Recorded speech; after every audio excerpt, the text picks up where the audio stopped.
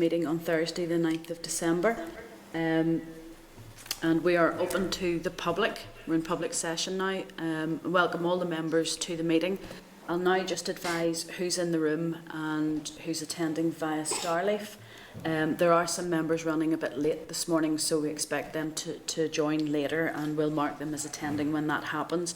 So in the room, we have myself, Kelly Armstrong, we have Paul Frew and Andy Allen, and on Starleaf at present we have Aisling Riley, Ciara Ferguson, Anya Murphy and Mark Durkin.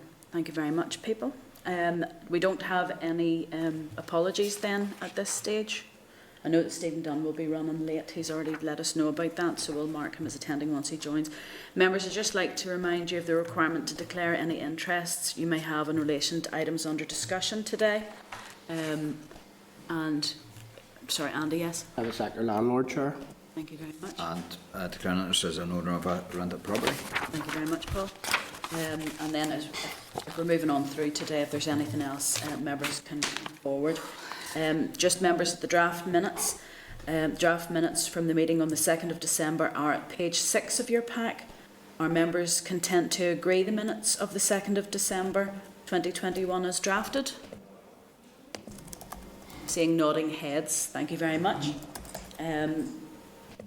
Then moving on to agenda item 3, which is Chairperson's business. Our Chair may be joining us later. She's just not able to attend at this moment in time because of personal business, but I will leave it to the Chair at our future meeting so she can provide an update. Moving then to agenda item 4, matters arising. Members, you've been provided at page 21 with a response from the Department for the Economy in relation to the increase in domestic energy costs. Reply states that the utility regulator is responsible for regulating the electricity and gas industries in Northern Ireland, including regulated tariff reviews, and maintains continuous engagement with energy providers as part of this process.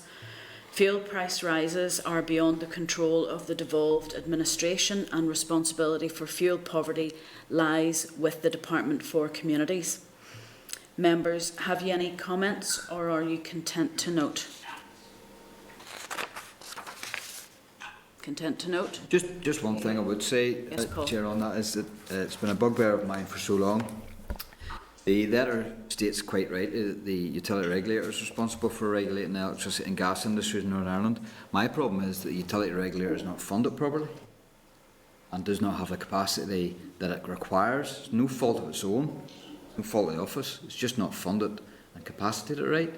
And I think that's something that should be looked at seriously, probably not in this term, but the next term coming forward.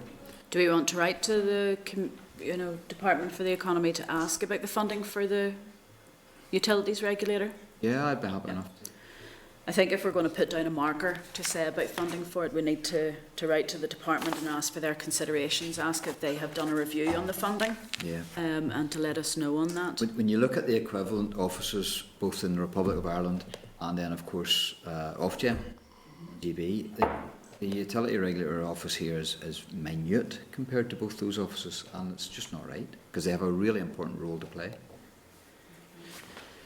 Members, I'll just... Andy, sorry, yes. Yeah, Chair, I wasn't going to say anything, but it's also disappointing, and I'm becoming increasingly frustrated with this mentality within the executive here, that, that's not our brief, that's somebody else's brief. But the reality of it is we all recognise, whether it be housing or fuel poverty, that it cuts across every department. So every department should be stepping up to the mark and working collaboratively together. And I don't see any of that in this letter. It's disappointing, really, to be honest. Members, just to point your attention at item 6 on our agenda today is a departmental briefing on fuel poverty payments. So we might get something from communities as a feedback on that. But I think the point's well made about the regulator and the market. And perhaps then we can write to the committee for the economy, because I believe that they were considering items like that, just to provide this committee with an update on their considerations with regards to the regulator. Are we all agreed on that? We hear and agreed? You need to hear your voices, folks. Yeah. Yes. Yeah. Thank you. Members, you've also been provided at page 22 with a response from the Child Poverty Action Group. and Save the Children in relation to the financial implications of mitigating the two-child limit, which was introduced in 2017. It restricts the child component of universal credit or child tax credit to the first 2 children in a family. The policy is only applied to children born since April 2017, and because of this cut-off point, every year the number of families affected increases, and therefore so does the cost to mitigate the policy. They estimated the cost of mitigating the policy in 21-22 would be 27 million, providing increased financial support to 10,000 families and lifting around 6,000 children out of poverty. For 22-23, the cost estimate is about 36 million, lifting 7,500 children out of poverty. In the longer term, eventually all families with 3 or more children will have children born after April 2017. And if the number of families with 3 or more children on means-tested benefits stays constant, they expect the cost of mitigating the policy to be around 75 million when fully rolled out, lifting 16,000 children out of poverty. Members, just to ask at this stage, have you any comments or are you content to note? Andy. I'm sure they'll be very much aware of this, but can we forward this to the independent panel maybe as well, just so they're fully aware? Certainly can do, thank you very much. Do we want to ask the Minister if there has been any further communications with Westminster on any intentions to change this so that the mitigation payments doesn't fall to the Northern Ireland Block grant?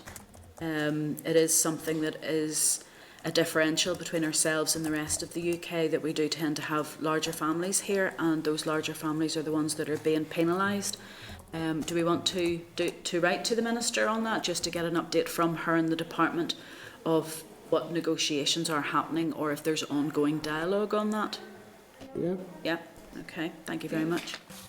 Just anybody on Starleaf, I can see if you raise your hand, so if you want to do the raise hand function on Starleaf, I can certainly bring you in. I'm just very aware I may not see you waving your hand, apologies. So we'll do that then. We'll write to the Minister for an update on what's happening with Westminster, if Westminster is intending in any way, shape or form to bring forward anything on this, really, to help us make sure that families are being lifted out of poverty, which is the right thing to do. Members, then I'll move on to agenda item 5, which is the committee deliberations on the private tenancies bill. Members, you've been provided at page 26 with a response from the Housing Executive in relation to the cost and number of homeless households placed in temporary private rented sector accommodation. Members, have you any comments or are you content to note? I'm not seeing anybody indicating content to note. Yep, okay. Members, you've been provided at page 37 with the response from the National Union of Students following their recent briefing session. Members, have you any comments or are you content to note? Members, what I would just say is during that briefing session, there was one of the students had said to us about landlords were not permitting, I think it was at that session or maybe it was at the briefing session, but one of the landlords are not allowing students under the age of 25 access to contracts, which was a bit concerning. Are we content to maybe ask further details of the students about that so we can provide that to the Minister, who then can look into this? Yeah, thank you. So, members, the committee will now continue its deliberations on the private tenancies bill. This is not the formal clause-by-clause stage, that's yet to come. We still have the opportunity today to go through the clauses and comprehensively review with the department any issues raised by stakeholders or committee members and to ask for clarification on how the bill addresses these concerns and any additional action that the department intends to take on the back of the evidence the committee has received. At this stage, we are still considering responses from the department and deciding on whether any amendments are to be considered or whether a committee recommendation or ministerial assurance would suffice. If we do propose any amendment, we need to be as precise as possible on what we want the amendment to achieve. Members, you've been copied with the papers for this item starting at page 44 with a copy of the bill. The evidence summary tables start at page 139. The research paper on the bill is at page 368, and departmental replies to committee queries so far start at page 394. A departmental response to queries from the meeting on the 30th of November are in your tabled papers. David Pawley, Eilish O'Neill and Karen Barr from the department are in attendance. Claire McCanny from the Bills Office is following the proceedings and will be available to the committee for a closed session at the end of this public session, should members need that time with the Bill Clerk to discuss options for amendments and instruction for drafting for committee amendments. I would request that officials also be available after that closed session should anything need to be clarified. The committee team will alert you. Are members in agreement to proceed? Thank you very much. Just to remind you all that questions or comments should be focused on the specific clause under discussion. If members are content, then we'll make a start and welcome to the meeting David Pawley, Eilish O'Neill and Karen Barr. David, hello, good morning. Can you first please go through your, thank you, can you please go through your response to the queries raised at the meeting on the 30th of November on clauses 6 to 14 and also information on clause 3 which was missed from the previous response? Okay, Chair. So we want to start with clause 3. If we start with clause 3, yes, that'd be grand. Thank you, David. So this was where the committee asked us to consider whether or not a landlord should be provided with the receipt for any other payments made other than rent in cash. So the department will consider adding this amendment, but there's just a few things that we wanted to chat through on this after talking to drafters for clarification. So essentially, when you look at clause 3, you'll see that it's written to refer to rent receipts. So there's 2 bits at the end of it, which refer to particular cases, and we would need to decide whether or not we need to work out whether or not they would refer to, payments which are not rent. Also, draw your attention to the C and D bits in 5.2 C and D, when we're saying what the receipt should say, it says if any amount remains outstanding and if any further amount remains outstanding, that fact. So what the department would ask the committee to consider is what sort of things that it would envisage this covering, and then we would have to consider how we might draft that before we came forward with, if we were going to come forward with a proposed departmental amendment. I'd ask in particular around deposits, because as we mentioned before, there's already an undertaking that if a deposit has to be protected, and that has to be confirmed to the tenant within a month. So would we want to include deposits in this? And if we did, then the landlord would have to give the tenant a receipt for the cash when they received the deposit, and then a month later they would get a letter confirming it was protected. So those are the sorts of things that we would like to explore with the committee this morning. If you want to now, David, I can bring in Andy and then Paul just to have indicated on this point. Yeah, sure. I think it should be all payments related to the tenancy, including where they pay the deposit by cash. That would obviously give the receipt for that, and then they would get the notice, as you had outlined, David, thereafter in relation to the protection of the deposit. So all tenancy-related cash payments. Yeah. Paul? Yeah, I would agree with that. I think the additional burden here is in cash. So it should be run-of-the-mill that you get your confirmation within the month. But the fact that you're paying the deposit by cash, I think, deserves that additional receipt at the time of the payment.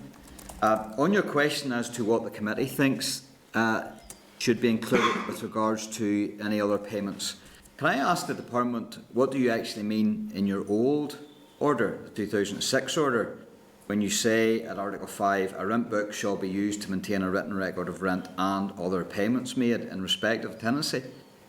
What do you mean by other payments? I don't think they were defined. Possibly Karen can help me. No, they weren't. No. They weren't defined. Yeah. No. Just for the member, the reason we're asking these questions is to clarify how we might draft a possible amendment. Yeah. So, Could I given clarify on that, that David? there's other bits in the clause as well, we need to see how Could to I- work with it. Could I ask then, if you look at 5.1, this article applies where the tenant of a dwelling house let under a private tenancy makes any payment, and instead of saying of rent in cash, including rent in cash. Is that a catch-all? So I suppose what depending on what sort of payments might be how we change how we do it. Because if you were to we're getting into drafting, and the drafters always tell us we should focus on the policy rather than the drafting. But if you were to do that, Chair, then everything else that followed would fall under that. We're not sure, for example, that 5ZB applies to anything other than rent. So this is really just about how it's drafted, and whether or not, when we're doing the draft amendment, whether or not we make it all follow on like that, like you suggested, or whether or not we put something separate in. Okay, I think the policy intent of the committee, just if I'm speaking on behalf of the committee, is that it would be all cash payments, not just rent, because that would include deposits, it would include any money that's required for maintenance, any other payments that could be required. I think we feel that it's important as a committee that anybody who hands over cash should have that protection of a receipt being provided. It should help the landlord and the tenant to confirm that a payment has been made. So that would be the committee's wishes on that. Okay. Can I ask just, so on the new clause 5, in clause 3, which is always confusing, the first line, 5.1, states this article applies where the tenant of a dwelling house let under a private tenancy makes any payment of rent in cash. Is it not the case that that could be amended to read something like, this article applies where the tenant of a dwelling house let under a private tenancy makes any payment in cash, including rent and any other payments? Those would be the sorts of things we'd want to talk about with the drafters, but whether or not we would do that would depend on the impact of that on what follows. So those would be the sorts of things we would talk through with the drafters. And I think then, if line 1, 5.1 was amended like that, and I'm teasing this out as I speak, which is always dangerous. How do you think then part 2, 3, 4, 5 sits with that? Because obviously then you go into stipulations as to what the written receipt should state. Yeah, so I suppose 2C and D then, this is what the point we were making in the letter, was that it does talk about, are there outstanding amounts and what that amount is. So we would need to consider whether or not that was relevant for all cases other than rent. So I would suggest it is, because quite frankly, if you're handing over cash, any cash, and you're only making part payment of a debt or a payment. At the very least, you would want that recorded if it was, or if it was payment in full, wouldn't you? So I don't think so if it was a repair as well, that would be the same. Yeah, so I don't think there's any differential in a receipt, whether it's rent payment or whether it's maintenance payments. I think that if there's an outstanding amount still to be paid, I think that does need to go onto the receipt, no matter what the receipt's for. So I think you're right with regards to part 2, A, B, C, and D.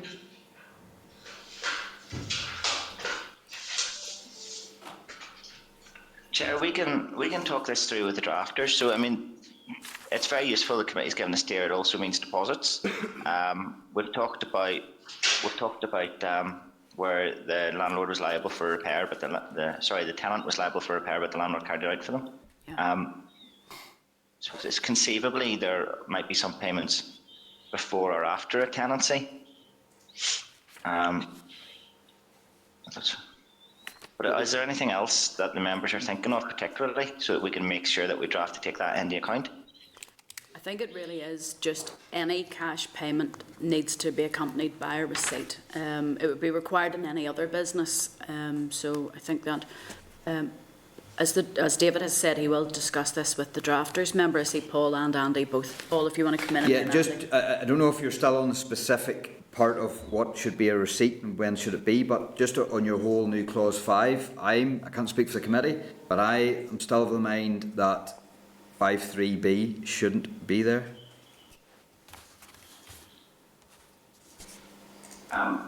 Chair, I think we should deal with that separately. Right, okay, that's no problem. Yeah, Andy. that's I okay. think for me, Chair, in terms of, obviously you'd said in relation to the previous order that the payments weren't defined. I'm content with that, you know, and where I would be explicit is any payment in cash pertaining to the tenancy. And for me that would be clear. So any payment made in respect of the tenancy in cash. Okay. I think that is very clear, and to take your point that what's set out in 5.2 around what should be contained in the receipt would be relevant to any cash payment that's made, because it sets out clearly what should be covered in a receipt. So yeah. And we had said we're happy to speak to the drafters, but I think when we had some initial conversations, we had been asked if we could be slightly more specific around what we meant, given that deposits were already covered. So it gives us something now to go back to the drafters to discuss further. If Eilish and Karen, if you're content, I think we have enough to go back to the drafters with. Yes. Yes. Thank you. Yes, we are. Thank you very much on that point. I think That's great. we're Thank happy. you. Thank you, David. I'll let you continue on then, because I know we're looking at other clauses with yourself in the response that you provided. So clause 6, if you want to move on to that one. I think we have maybe, Chair, sorry, a bit more to do on clause 3. Oh, sorry. Apologies, David. A bit more to do there in clause 3. Sorry, if you want to continue on with that part. I'm jumping ahead on you. Shall we just stick with clause 3, Chair, rather than trying to fold? Because some of the letters, they jump between clauses, so it might just be best if we work through the bill Okay. sequentially, numerically. Yeah. You carry on then with clause 3. Yeah. So we'll do the reasonable. So that's the new 5.3b that Paul Frew just raised. Yeah. So the committee suggested 2 possible amendments, and we'll discuss those with the minister. So one of those is removing the whole line, 3b, and then the second one, I just want to be clear in my head exactly what it is. It's something along the lines of, now I know I've just said that we're not meant to make, do drafting now, but something along the lines of, if that is not possible, as soon as reasonably possible after that time, but not more than 28 days later. Go on ahead, Paul. So I know Andy had raised this. I'm not so sure about the 28 days putting down as reasonable, because if you look at the old 5, Article 5 in the 2006 order, the only time it mentions 28 days in this respect is that the landlord of a dwelling house let under the private tenancy shall, within 28 days after the date on which the tenancy is granted, provide the tenant with a rent book. So he has got 28 days to provide a rent book, but once you provide that rent book's with you in your person the whole time of your tenancy. So it's not really the same thing, even though it does raise the 28 days, but it's to hand out a proper recorded rent book. Now, it doesn't say anything then about when that rent book should be updated under payment. Now, I suspect what has happened in the past always is that whenever the landlord comes or a representative comes to get payment and the tenant displays the rent book, then the rent book's signed and dated at that time when the man's there or the woman's there, the representative's there, why would they not? And then they leave the house. So that's still being an instant receipted, recorded item in the rent book. So I would still be of the mind that allowing a representative of a landlord or the landlord 28 days to provide a receipt of cash payment, I think it just doesn't do it for me. And I suppose for us, we aren't sure what we're asking the minister to consider. Are we asking the minister to consider that a receipt must be issued immediately? And we have, and I particularly failed to articulate the reasonableness to the committee's satisfaction.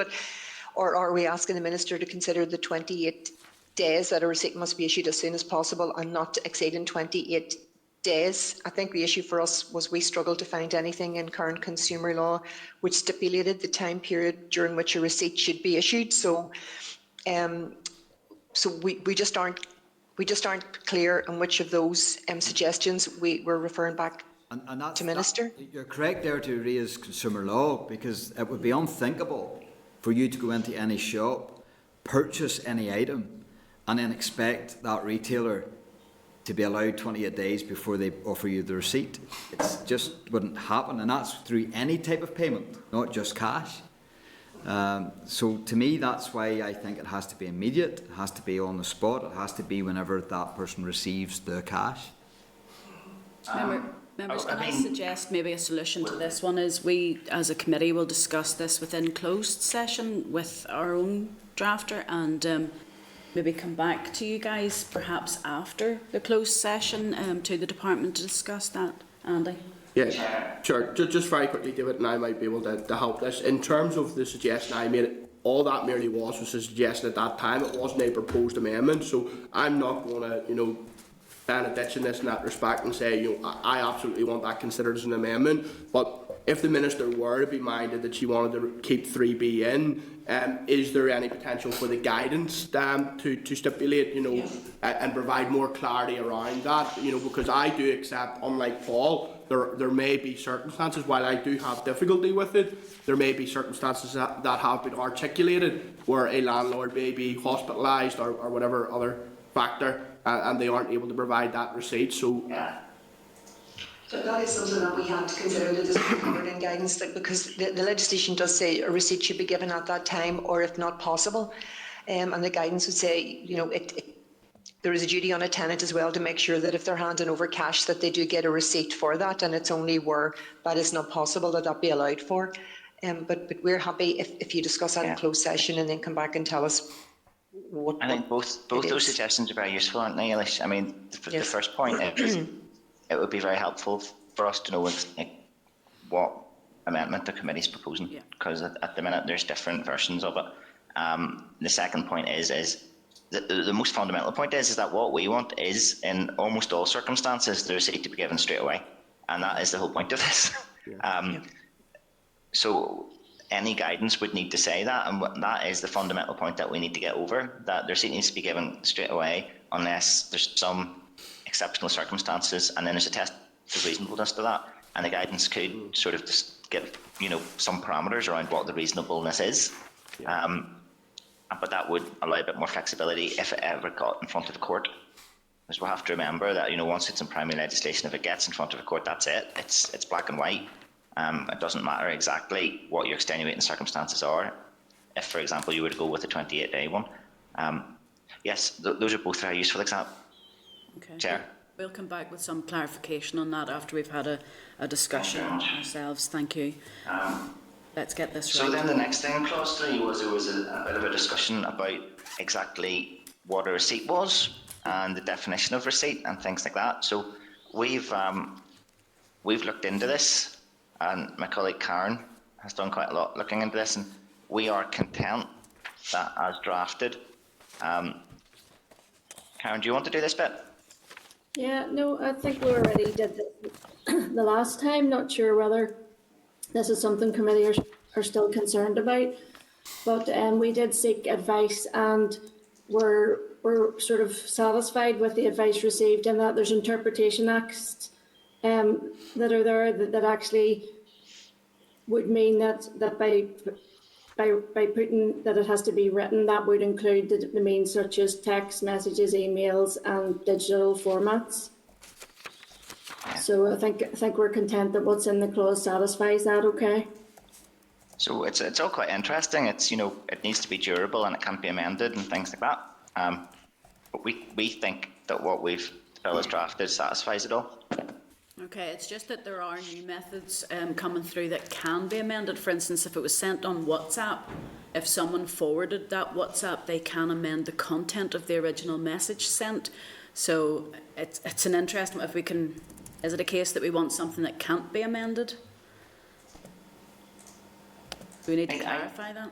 I mean, I think from our point of view, in order to be a receipt, it can't be amendable. Yeah. Okay. And I think that's the general case, so I don't think there's any need to put anything into our bill. Because why would you just fix that for payments of rent and cash? Why would you not fix that? If that was a problem about receipts, why would you not fix the problem for receipts? Okay. Okay. Yeah. Yep. Okay. Okay. On clause 3, you provided some information around complaints process. And is the committee content with that? And Are you content, committee? Can you just recap on that, David, quickly, please? Yeah, I'm struggling to find it. the committee asked us what happened if this went wrong and how a tenant would raise a concern. And we set out that basically they would report it to the local council, Yeah. who will be responsible for this. I'm content with that because that is the current process for any complaint. So, yeah. Yes. I think it's just, I think we talked before about making it very clear to everyone.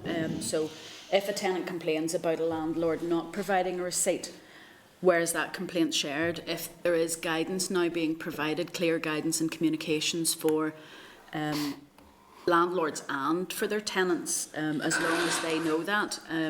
I'm not expecting that there would be a phone number within the councils provided in that guidance, but we do need to make it easier for those tenants, Andy. Yeah, no, certainly I would agree with that, Chair. There's definitely an educational piece needs to be done because I have come across many tenants who weren't aware as to who holds the accountability. So there definitely needs to be that education piece around the whole element of the enforcement. So yeah, and that would fit into this. Yes, that's a really good point, and it is something that concerns us, and something that we're aware that we do have to launch this. If there are people who aren't aware of their rights under the Private Tenancies Order 2006, that's a bad enough issue without bringing in new legislation where people still aren't aware of their enhanced rights. So that is something that we have to give serious consideration to, a communication strategy and an information strategy. Yeah, and could that's probably something that could be included in the tenants pack. We discussed that in one of our evidence sessions, that to clearly define where the enforcement sits. Yes, and that would be our intention. Yeah.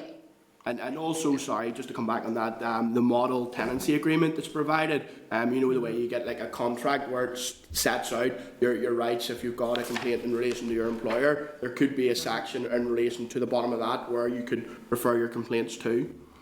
Yes. Yep, Yeah. that's a good point, yeah. Brilliant. Those are all good points. Yep. Yeah. Chair, then, if we can move, if we're ready to move on, if the committee's ready to move on, there's the one next other one issue. then. Sorry, Paul's just Oh, coming in There's here. one other issue in clause 3, and I note that the department is seeking legal advice, but it is around the issue of only allowing cash payments. I just think that's wrong. Yeah, so I haven't finished clause 3. You're right. Sorry.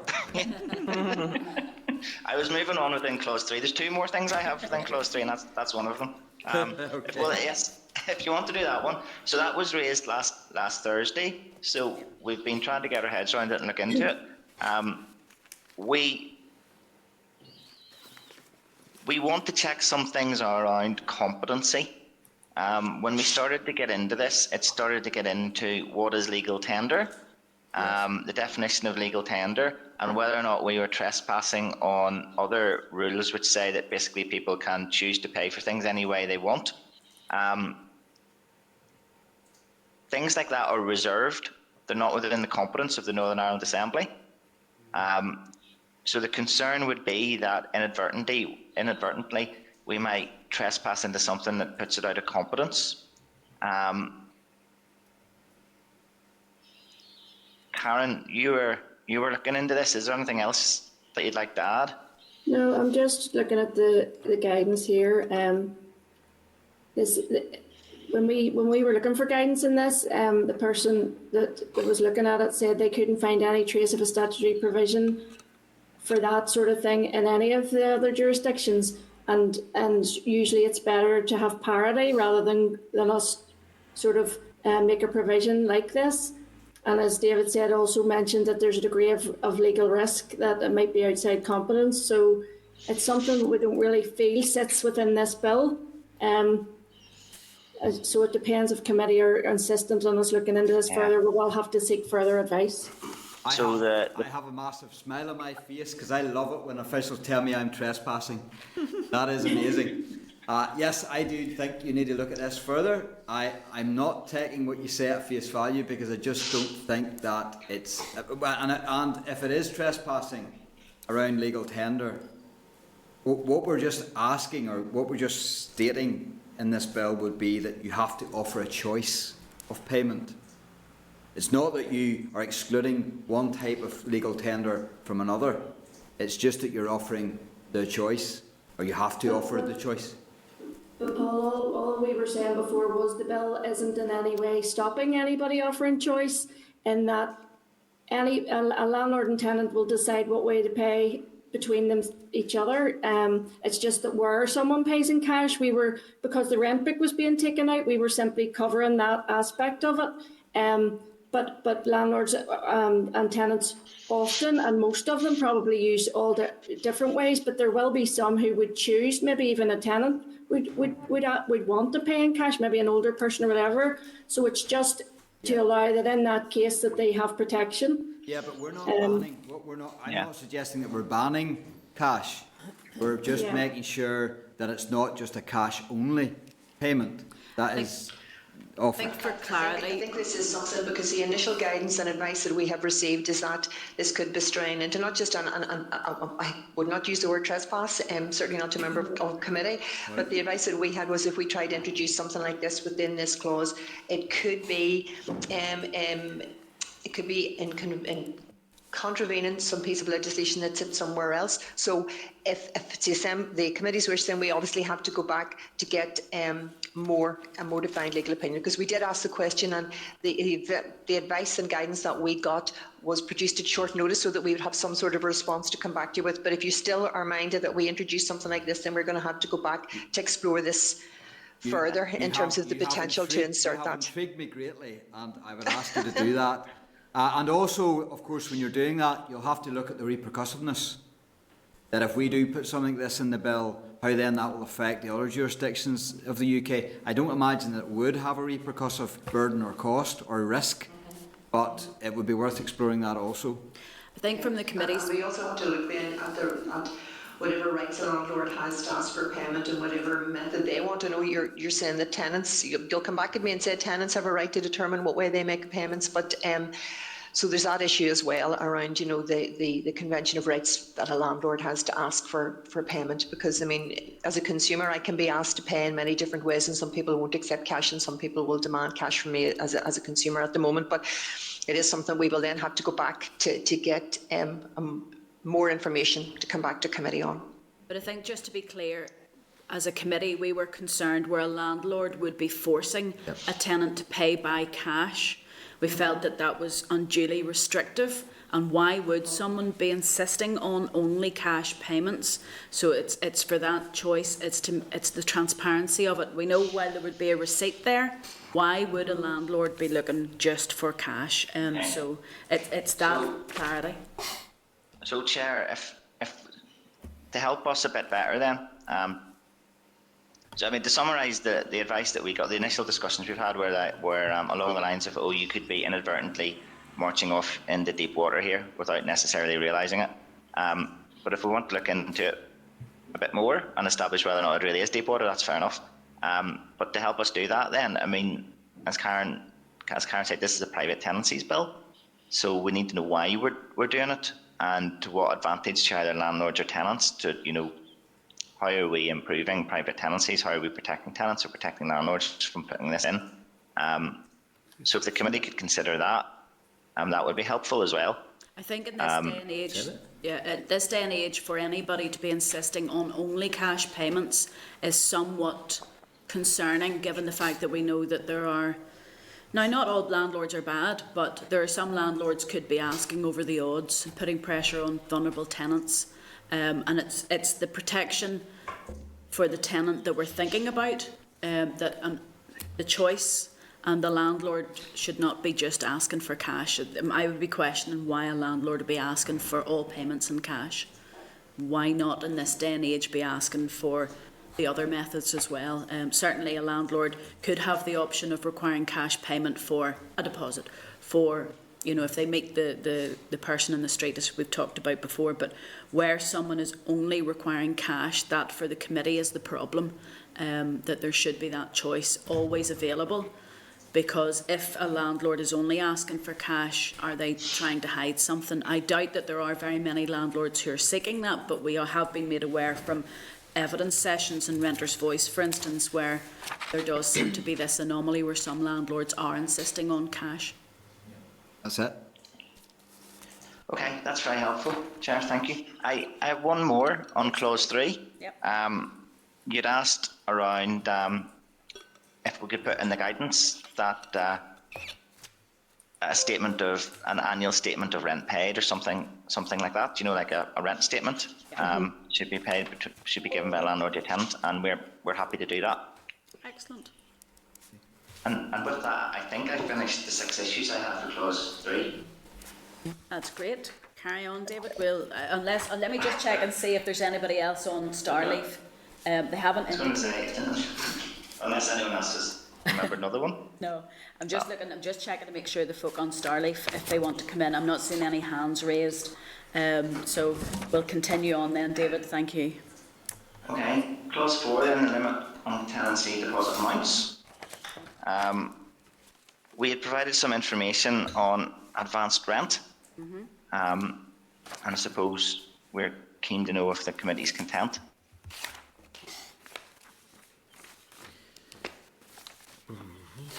Where's that in your paper there, David? Sorry, I'm just so I can point members to it.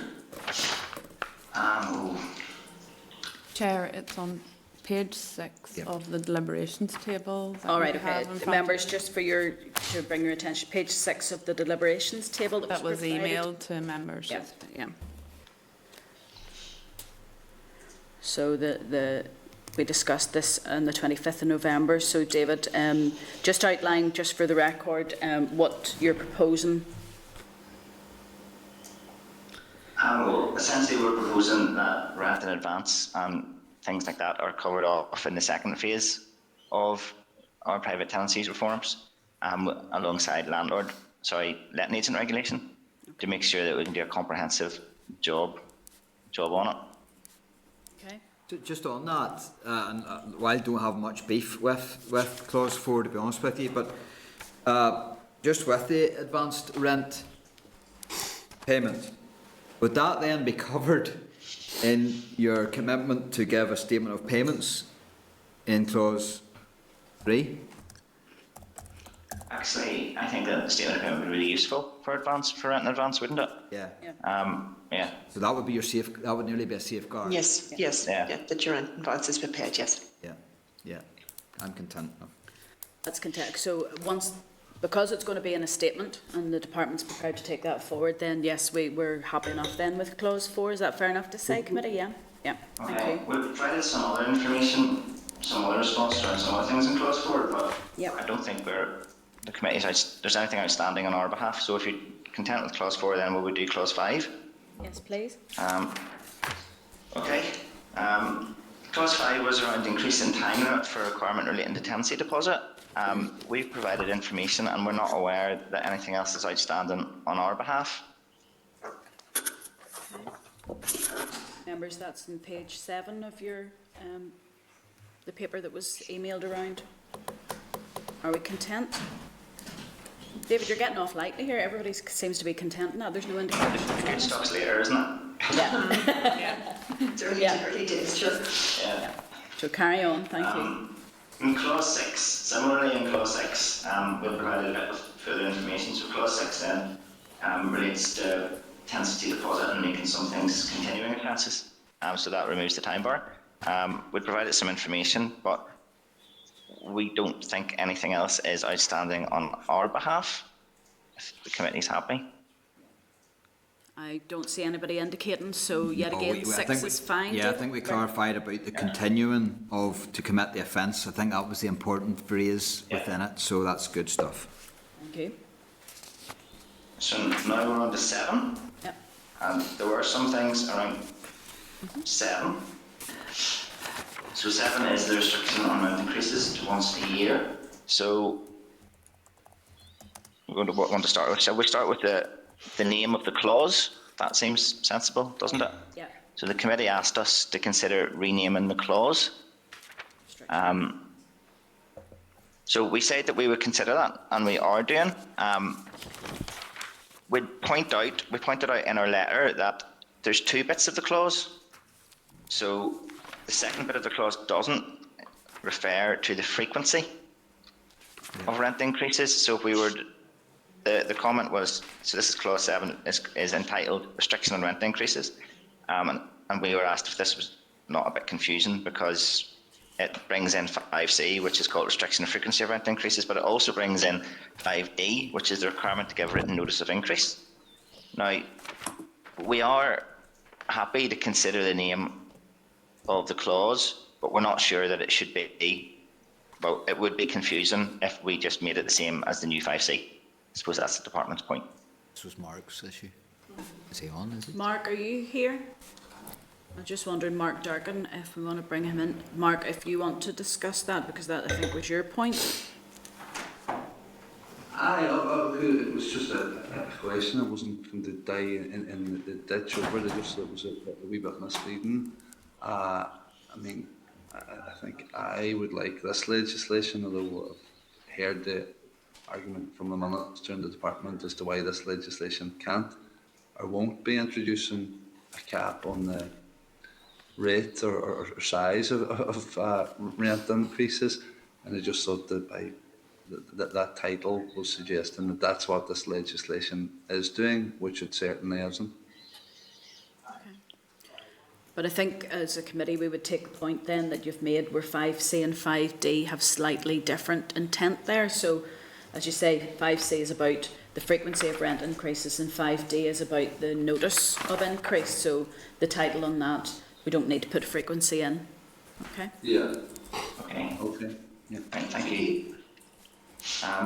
Then the next one was you'd asked for some more information about our future plans for looking at making sure rents were fair, and we provided that in a letter setting out work that we would do in terms of research, seeing what was happening in other places, analysis from the point of view of landlords and tenants, and then coming forward with looking at if there were some potential ideas and how they might work, and engagement with the sector, and ultimately if it decided to keep ongoing consultation, if the committee is content with that information. I think we'll probably include that in our committee report, just that this is what you guys have suggested would be happening going forward in the future work on fair rents, because that will help potentially the future communities committee after May. Yep. Everybody content with that? Yeah. Yeah. And then thanks, Chair. And then the last one was the time period for notification of a rent increase in 5D4. Mm-hmm. And the committee suggested that this should be 3 months rather than 2 months. The department's committed to discussing that with the Minister to see whether or not we would agree with making that change. Okay, thank you. Just to get on the record, Chair, we looked into what the policy intent might be.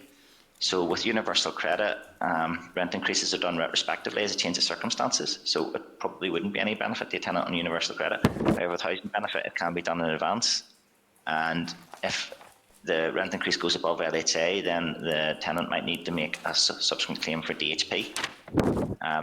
So from that point of view, the department would think that it might be useful to have a bit more time. Yeah. That's why we were hoping that it goes up to 3 months, just having that a bit more breathing, because it's up to 3 months, so it gives a bit more breathing space. Yeah. Okay. Thank you. So I think that's everything on clause 7. And the department have said that you will be producing guidance on this clause, to clause 7, to make it clear and easily understood, new restrictions for tenants, landlords and the advice sector and other relevant parties. And that will include the definitions of any exceptions made under 5C3, if any are made. Yeah, that's in guidance. Yeah, excellent, thank you. Okay, members, are you content then with clause 7 at the moment? Yeah. Okay, I'm not seeing anybody indicating. Yep, okay, thank you very much, David. You move on. So on the theme, your committee's third theme then, the clause 8 is fire, smoke and carbon monoxide detectors. Yep. You had asked, committee had asked a number of questions around communal areas and the rest of buildings, especially in large apartment blocks, where there are multiple landlords or private homeowners in the same building. And we've provided information to the committee there. I'm trying to find, it's technical document E of the Northern Ireland Building Control Advisory Committee, technical booklet E, which covers this, which is a fascinating read, as we all found out last week. It is, I mean, it is technical. So we looked through that and we were content from our point of view that that there is something in place to cover that, albeit the responsibility of different departments. And bearing in mind that we're talking about the private tenancy, which is the relationship between the landlord and the tenant inside that actual one, we thought it looked to us, and I suppose the committee's concern was not that our bit was right and that bit was right, but was that the whole thing joined up. Yeah. It did look to us that the whole thing joined up. However, we have been told that this is being reviewed anyway, just to make absolutely sure that it joins up properly as part of the wider building safety review, which is following on ultimately from the Grenfell fire. Yeah. Eilish, you were looking into this. Is there anything you'd like to add? I suppose the important point was to clarify that the responsibility for the communal areas rests with the managing agent or with the person who owns the building. So once we were clear, when the technical document sets out specifications and things which were well, certainly too complex for me to understand, to have established that there are people who are responsible for those and that there are enforcement powers in place and that other departments do have responsibility for making sure that those are followed. We hope would give the committee some assurance that while we were looking at an individual dwelling within a wider block, that the outside space in the communal areas aren't neglected or overlooked. And can I just be very clear on the guidance that we're providing for tenants then, where this is a situation, will be made clear that they have, if they have any concern about alarms that are in communal areas, they refer that to their landlord, who then takes it up with the building owner. Yeah. Yes. Yeah. Okay. Committee, are you content then with clause 8 at the moment? Yeah. Thank you very much. Okay. Clause 9 then. Can I put you back on that? In the actual booklet, the technical booklet E, which I won't pretend to have read, but I have it in front of me, it does cite legislation. It cites Part E, fire safety application and interpretation. It even goes on and talks about prisons, means of escape, internal fire spread. So it's probably all contained within that whole document. So my simple question is, do we need anything in our new bill that alludes to the legislation that's contained and cited in technical booklet E? I suppose maybe just back to David's point that this is private tenancies and doesn't stray into the areas, and it's more appropriate to refer to this in the guidance that you're given to a tenant of such an apartment or such a flat where they could go to get any information they would need rather than us refer to it in our primary legislation. David, what do you think? Yeah, I think so. And also to bear in mind, this is being reviewed. So if we were to put something in the bill, it could be out of date very quickly. And in these instances, it is always best to, rather than trying to do somebody else's job for them in your bill, it's best to refer to it. The committee was going to write to the Department of Health and Department of Finance about this. We have done. You will have only done that last week, won't you? So you probably won't have got a response yet. No. But I suppose it might be best to wait until those responses come in before we all say we're all totally happy. If that makes sense, Chair. True. Yep. Yep. No, that's grand. Thank you, David. Yeah. So clause 9 then? Yeah. Clause 9. The department will get their proposed amendment to the committee as soon as possible. We've received an advanced draft from OLC that we're content is a good basis to have a discussion about. It will be with you very soon. I'm not looking at my email as I'm talking to you. It is possible it has arrived whilst we've been speaking. It would be very useful if we can get that as soon as possible, because we can't consider something we don't know. The committee would have to go forward with Absolutely. as drafted. Yeah. Now, we have discussed it with you Yeah. and sort of set out policy intent. But I think if the chair agrees, it would be sensible to have this discussion once you have the proposed amendment in front of you, wouldn't it? Can I put a date on you for that one? We really need Well, this. we are very disappointed that it's not today. Although, to be honest, if we had managed to get it to you last night, I don't think it would have been realistic for the members to have considered it before this morning anyway. But you should, it should be with you anytime soon. Chair, it's not coming yet to my email. No, it hasn't yet, no. It hasn't No. come anywhere near us. We're meeting again on Tuesday, so there's another chance. Can we put a date on it? 12 o'clock? The mysteries of our bureaucracy, as I'm sure you understand. But we have committed to try to get this through as quickly as possible. It's just, you know yourself, we need the paperwork. I know. Yeah, there's a serious point. There's a serious point here. We need to get it to you, and we need to talk to you about it. And the department wants this through before the end of the mandate. The committee is committed to helping us to do that. We're very grateful for that. You're doing extra meetings. We're very grateful for that, and I really don't want to abuse the goodwill that the committee's shown us, but that we are committed to getting to you as quickly as possible. And I am, as I say, disappointed to have not managed to get that today to you this morning. We could also, we could bring this back, just before Christmas. That would be an interesting one. We're all focused on avoiding that. I know. 23rd of December is what we're trying to avoid here, folks. So There's a lot of undertone in that. Absolutely. So we'll have to wait on the paperwork on that, unfortunately, members. So David, if you want to carry on then, clause 10. Clause 10 then is electrical safety, and that also refers to Schedule 3. We thought that there were 3 outstanding issues. So one of them was the frequency of the testing. The frequency of the testing would be worked out and put into the regulations, so it's not in the bill. So I suppose we're asking if the committee's content with that. What's the explanation that we've provided? When would those regulations be provided then? How long after royal assent? There's a lot of work involved in working with industry experts and stakeholder groups in developing the regulations for that. We're committed to getting this as quickly as we can, but it needs some deliberation and some consideration and a lot of information provided so that we can have regulations that meet the needs. I know we had talked before about Section 9 and Schedule 2 needs consultation, preparation and consultation, but with Section 10 and Schedule 3, we would hope there wouldn't be any delay on that, given the fact that it is electrical safety. So it would be useful to have some sort of an indication of when the regulations might be brought forward. Is there any potential then to amend later on? Where is that now? I just looked at it.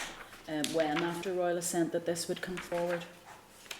I'm just looking there. Commencement clause 13 2F. It does say there that the following provisions come into operation on the day after the day on which this receives royal assent, as they confer power to make regulations, but it's when those regulations will be brought forward. The department, we're not proposing to delay it at all. We want to do it as quickly as possible, but there is a bit of technical detail behind all this, which we need to work through. And we need to work through that with the industry, as well as make sure the landlord, letting agents and tenants are all aware of what's happened, of what it says. I'm wary of putting a date on it, Okay. Chair. Okay. But it is our intention to get on with it as first thing basically.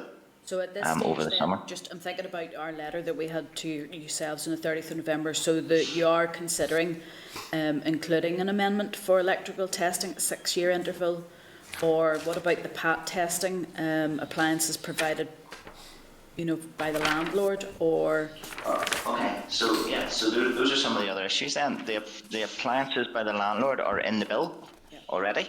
yeah.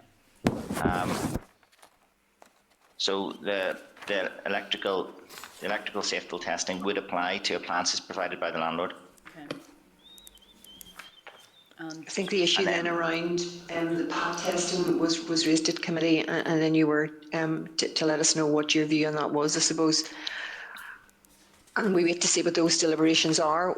We had maybe some concerns that we had articulated at the last meeting around the length of time a tenancy lasts. Tenants could come and go. How realistic it is. We know that within our HMO guidance and within the guidance, not within the legislation, there's a recommendation that PAT testing is carried out, and we could cover this off within our guidance. But I suppose it would be the difference between the legal requirement for PAT testing and then the requirement in our legislation for electrical safety inspections, and how the two would align if that's the route the committee decide that they want to pursue. okay, we'll be discussing this during closed session, so we'll come back with clarification. But Paul, before we move on, Yeah, no, let's not take your point on the PAT testing for tenants' portable equipment. I accepted your thought process on that last week, and whilst I do think there is a gap there, I can understand how you won't be able to legislate for that. So I accept that. I am a reasonable type of guy. And I also get the Schedule 3 bit. I do believe that with this being so technical and with so other vested interests involved, not least the electrical industry, and I'll declare the interest, you will have to get Schedule 3 right. So it's better to get it right as to get it quick. So I accept that also. I'm just amazed because I'm looking here at Clause 10, which enables Schedule 3, and then I'm looking at Schedule 3. Am I wrong in that it doesn't actually say anywhere in the face of this new bill the 5-year period? Or is that in the old order? It doesn't say the frequency of the electrical testing isn't in the bill. Yes, okay. So it would be in the regulations. yeah. So and I'm content for that too, because I do think that needs more time to work out. I do not think 5 years is the right time, and I don't think having it out of step or sequencing with a registration scheme, I don't think that's right either. But what I don't know is, and what I haven't come to a conclusion is, whether that should be because at the minute registration is 3 years, isn't that right? Yeah. Yes. I do think 3 years is far too soon. What my query is whether it's 6 years or 9 years is the appropriate time for testing. If I was put pressure to give one, I would say if the current position would be 5 years, then 6 years would be the compromise. But I'm still not right that is the appropriate time scale and duration between tests, considering at the minute there is no requirement at all. So I'm content personally to leave 10 as it is, and then see what the regulations bring out, with consultation with all sectors involved. Yeah. okay, Andy. Yeah, just very quickly to pick up on this point, if we were to go to bring it in sync with the landlord registration, obviously would the department be looking at putting a confirmation statement within that registration to say that these checks have been carried out?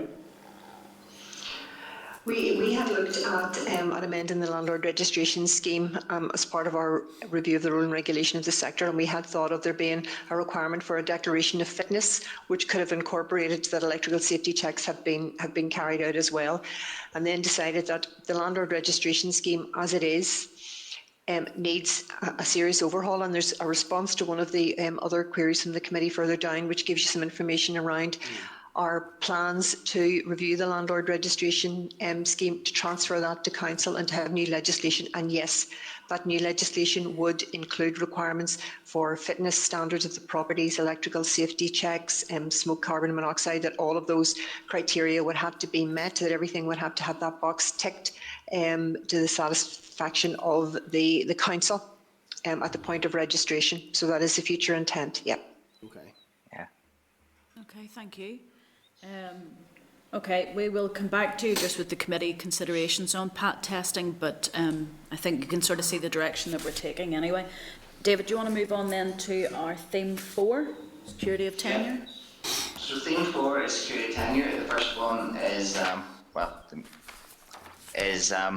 the notice to quit, the validity of requirements for notice to quit given by landlords, tenants, and tenants landlords. So committee, we notified you when we got to this last time that we were going to start a consultation, but nonetheless, I know that the committee has to report on the bill that was tabled and has come to it. So I think we need to do that now, don't we, Chair? We haven't really discussed in any great detail what is on the face of the bill. Yep. So it's clause 11. Members, you have your page 13 of what has been provided to you on the deliberations table. Is there anybody wants to come in on the notice to quit?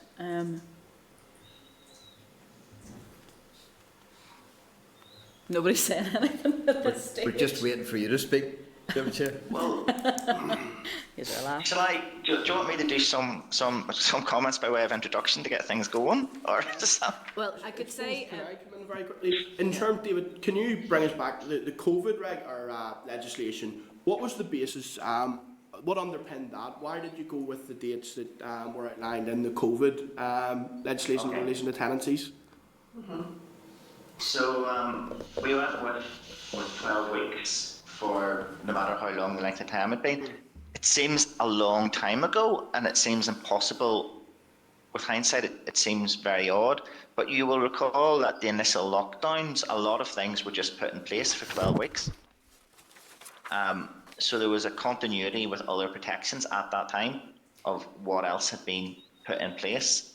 Now, I know sitting, nearly not far off 2 years later, it seems difficult to remember, but if you remember at the time, quite a lot of the initial things were put in place for 12 weeks. So that was the logic, such as it was, and it was emergency legislation. It was not consulted on. It was done very quickly. We had to do it very fast. So we settled on 12 weeks to align with other health protections that were around at that time. David, can I just follow in on that? At a previous session, the committee did discuss a nuclear option because we're waiting on another consultation happening while the committee is doing deliberations. And one of the things that we have discussed, we haven't had an agreement on it yet, would be to go nuclear and just say, because we cannot, we don't have the evidence here in front of us, that we just say for everyone from day one, whether you're under 12 or under 12 months tenant or not, that we go for the same as the COVID or 6 months notice. I don't know how you feel about that, because to be honest, as the committee, our hands are tied, because the consultation's ongoing. The consultation won't report back until after we've completed our stages. There is a lot to discuss in this. It can be amended by regulations, but the protections, I think as a committee we're quite disappointed on this. So the committee has discussed, I have to be honest, a nuclear option that I'm starting to favour, because I'm going to be a wee bit fed up with the amount of consultation that's happening after we start our committee stages of a bill. I don't know, is there anything that you can give us on this, because obviously the consultation's ongoing, but you can understand, I'm sure, that the committee's The point of the consultation is that, so I mean, to start off with the bill as drafted, it offers more protection for tenants as it sits, and it also gives whoever's minister the power to make further changes to it and take into account exemptions.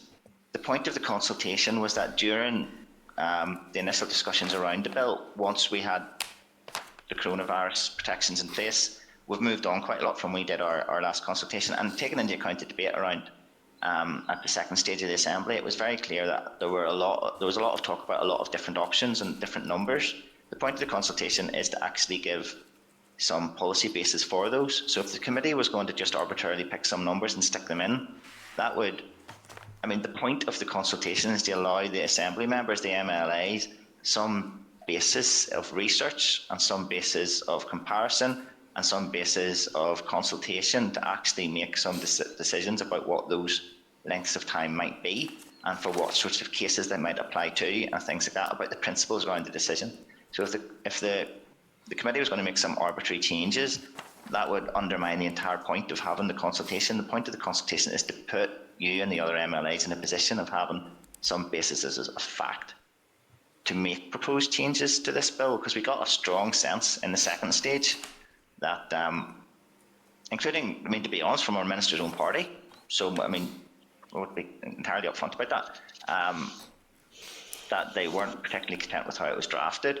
But on the next question, like, okay, so if you don't think that's long enough, well, how long should it be and what sort of things should be exempt? There was no basis for those discussions. So, I mean, to put it completely bluntly, if the committee was to suggest an amendment and the Assembly was to pick an amendment which had a very low notice to quit with no exemptions, our advice would be that very likely puts the bill outside competence on Article 1, Protocol 1, and you would risk losing the whole bill. I'll bring in Janice at this stage.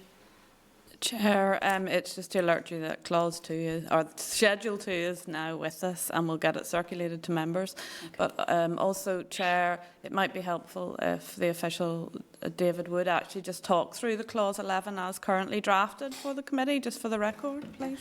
The other thing I would like to find out, David, is when the department decided that they were going out to consultation on this. I know we've been notified of it, but I believe that there was discussions within the department at least a month before the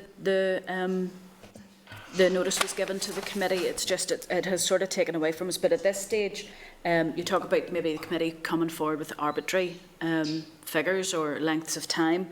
Basically, what's in the bill is exactly the same basis. But if we can go through that at this stage, there are certainly changes that the committee has talked about, lengths of time and so on. So if we can go through what we have here now, because that's all that the committee can consider, and that's all we can. Karen, if you can find what we'd like to read into the bill while I'll answer one of the Chair's points.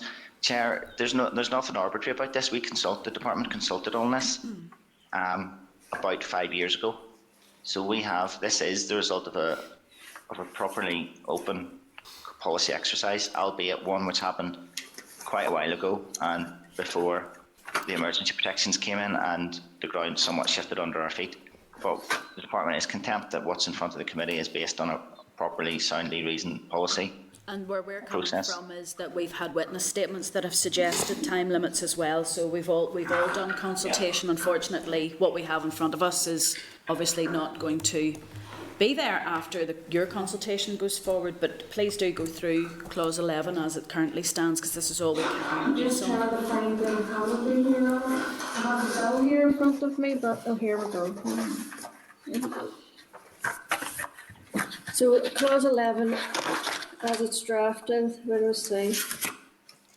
Clause 11 introduces a number of amendments to Article 14.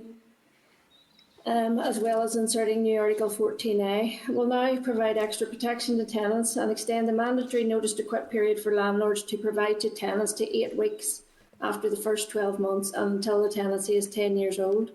The notice to quit for tenancies longer than 10 years will remain unchanged at 12 weeks. In the case where a notice by a landlord is issued for a tenant to quit a dwelling house under a tenancy, this will have to be provided in the prescribed form and containing prescribed information, which will subsequently be set by the Department in regulations. In the case where a notice to tenant is given, such a notice will need to be in writing, with the relevant period being 4 weeks if the tenancy has not been in existence for more than 10 years and 12 weeks if the tenancy has been in existence for more than 10 years. The clause provides a provision to alter the notice to quit periods by way of regulations and apply specific exemptions if the relevant period is extended, which is subject to the draft affirmative procedure. This imposes a duty that the department must consult on any new provisions with landlord and tenant representatives and appropriate persons before laying any drafts before the Assembly. So that's the clause as it is now. Anybody have any comments? I'll look to Starleaf. Anybody hand raising? In the consultation, is there any consideration given for an extra length of time for anybody who's older or who has a family or who has disabilities?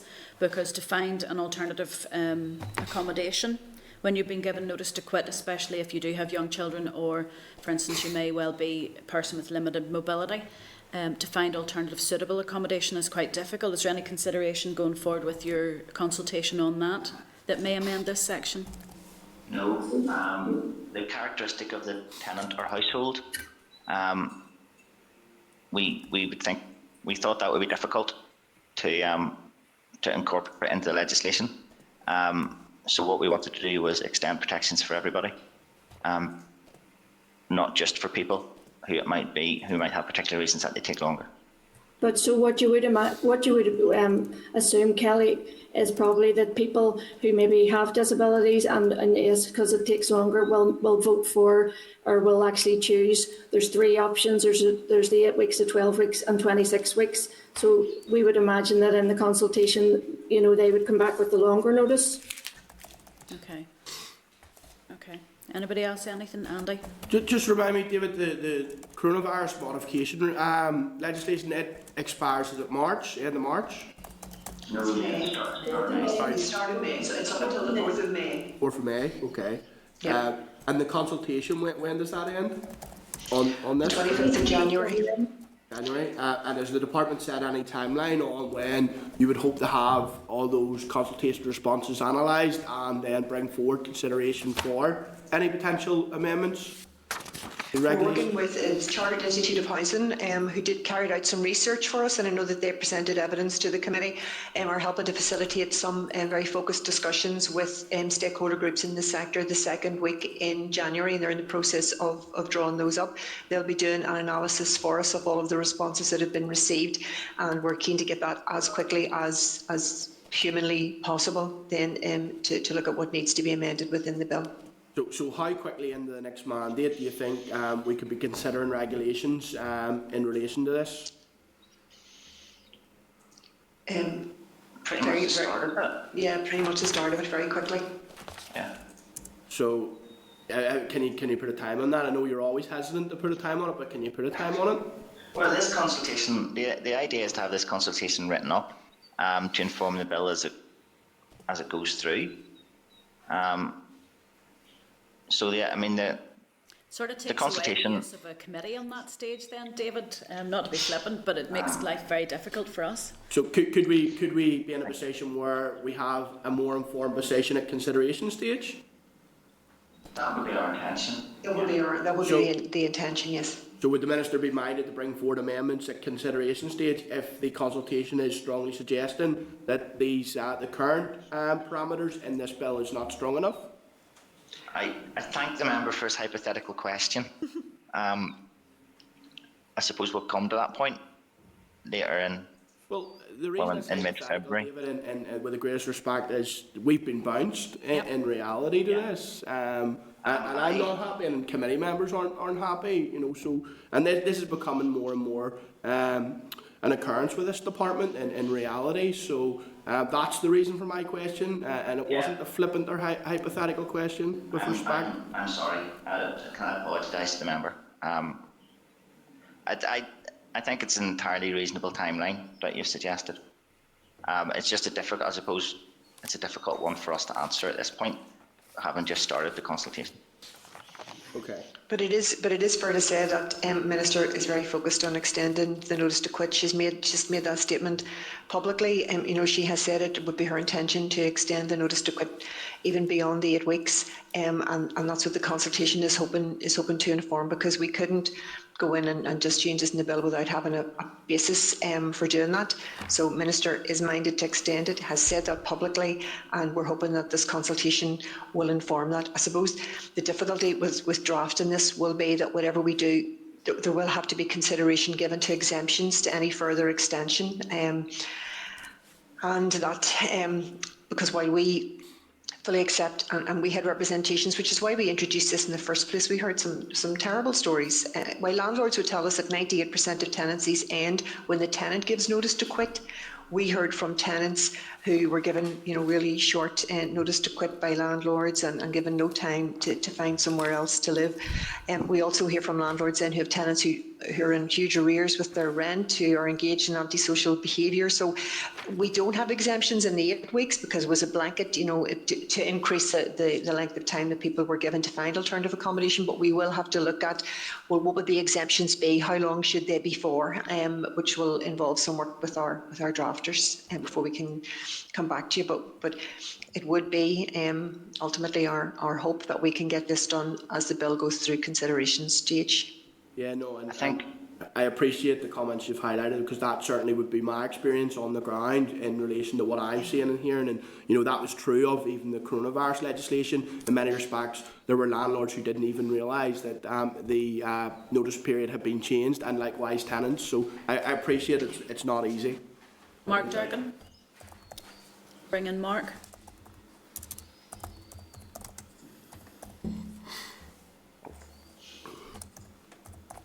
Thank you, Chairman. I was going to ask a couple of questions along the line that Andy went in. But sorry, David, can you just clarify? I'm not sure I heard you correctly. There's a while of the noise in the background here. That should an amendment be brought forward to extend the notice to quit period as in the bill, and it was too long, that it may be deemed outside of the competencies of the legislation? Yeah. Then how long is too long?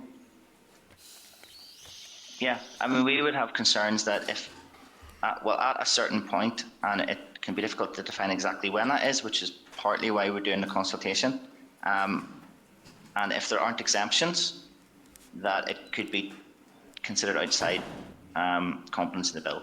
On Article 1, Protocol 1 rights, which relate to the free enjoyment of your property. So I suppose that exemption bit means that in the middle, between, notices to quit, absolute notice to quit, which at the minute we're suggesting goes up to 8 weeks. That's fine. We're happy that's within competence.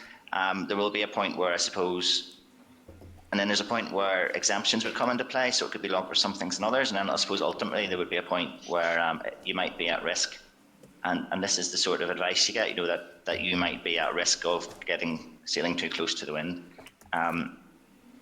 David, and we'd want to be careful about that. Could I just ask for clarification? The bill already, as it's currently drafted, under clause 11, 3, my goodness, clause 11.5, 3A, it already mentions up to 6 months. So how would that be outside of scope? So I suppose in terms of parameters, the bill, we've put some stakes in the ground in the bill. The first one being that we think an absolute, 8 weeks under all circumstances. That's the first point in the bill is drafted. The second point is that we have a power to extend up to 6 months. But that bit in between, you would need to start thinking about exemptions.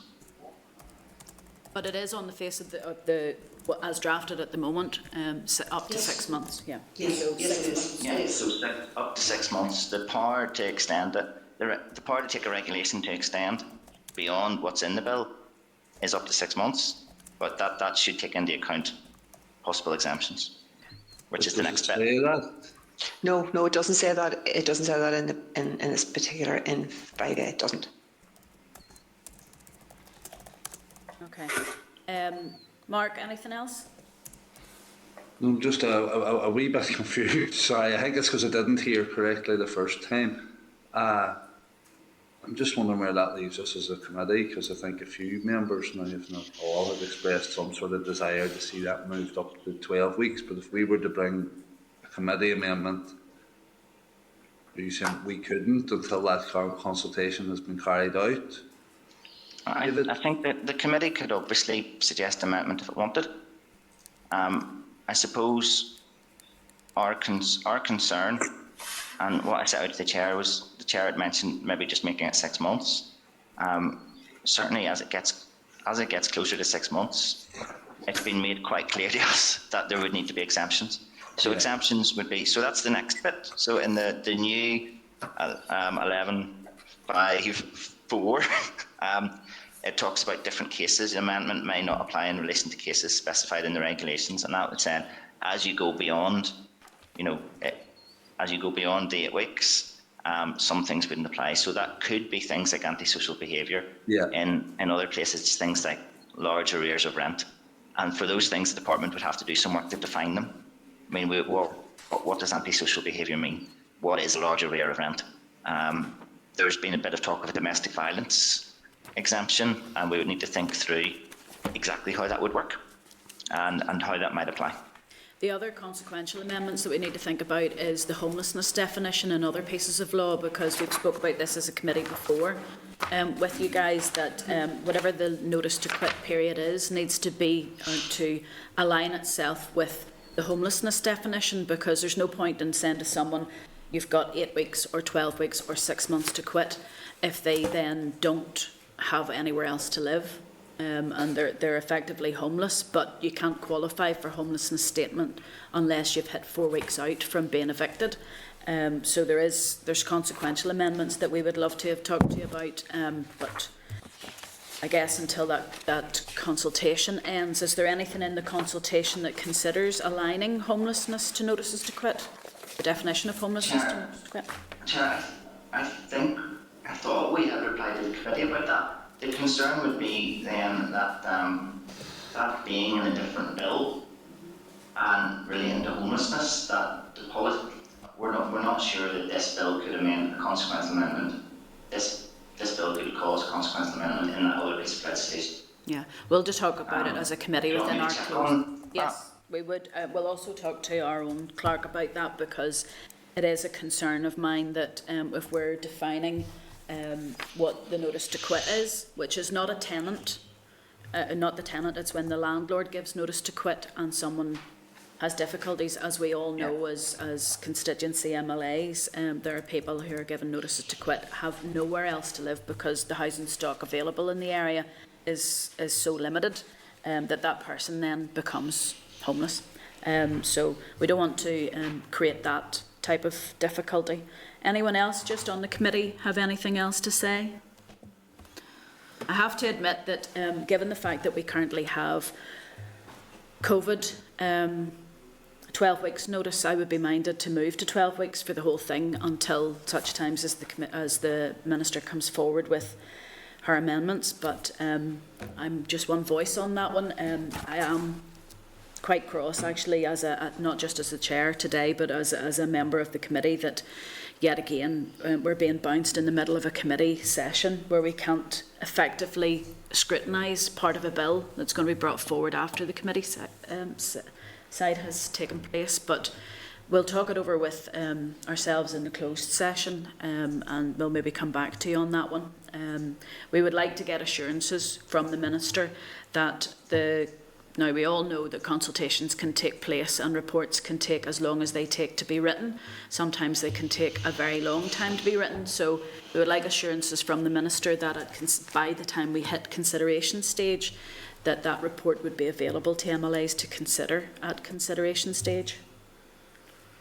Yeah. Okay. I think that's clause 11. We'll move on then to... Yeah, thank you very much. Thank you very much, Chair. And just from our point of view, I suppose the sooner we know what you're thinking as well, that would be really, really helpful for us. Thank you. Thank you. Okay, is that everything on clause 11? Yep. Yeah. So clause 12 then, we don't think any issues have been raised with us on clause 12. Yep. That's right. So on clause 13, which is commencement, we had a discussion last time about resourcing in councils, and we sent over some information in our reply about our longer term plans to move the landlord register to councils, which would mean that they were better resourced and they had the income from the landlord registration fees in order to properly carry out their private tenancy functions, which exist at the minute, the enforcement functions around private tenancies. Is the committee happy with that response, or do you want anything further? Can we just check, will councils be allowed to set their level of landlord registration fees, or will that be a set figure across all council areas? It would be very, as a project develops and moves forward, Chair, any fee would be set in conjunction with the councils, because it was the councils who set the fee for HMOs whenever the HMO function was transferred over to councils, and we certainly wouldn't be imposing anything on the councils without their full input and agreement. And just to check, the landlord fees would be for the fees of where the private tenant or the private house that they own is based, as opposed to where the landlord is based?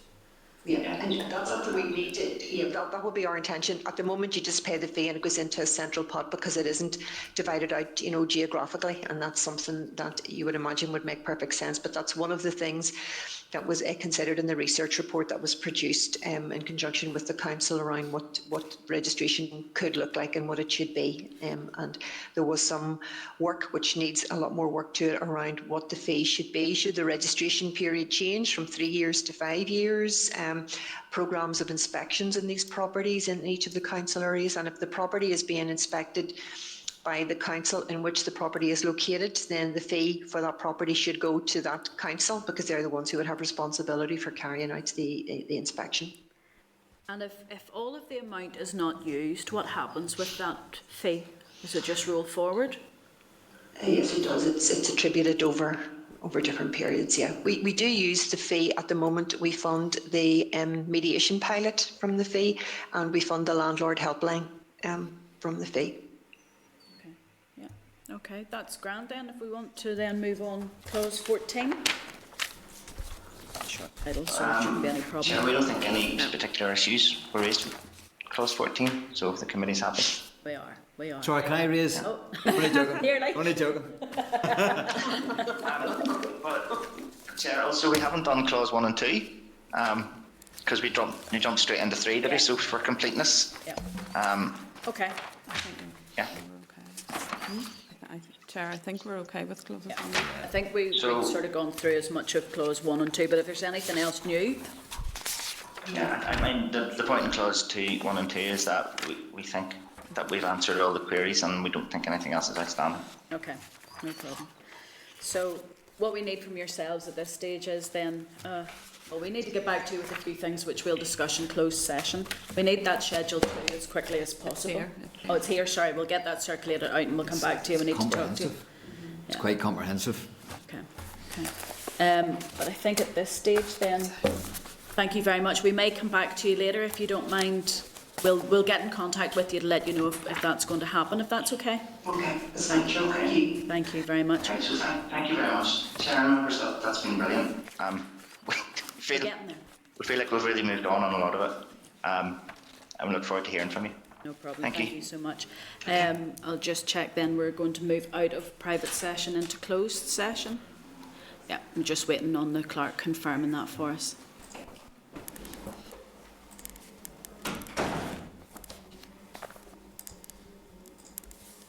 Sorry, members, we have a new process just to make sure that when we go into closed session, it's all technical, believe me. I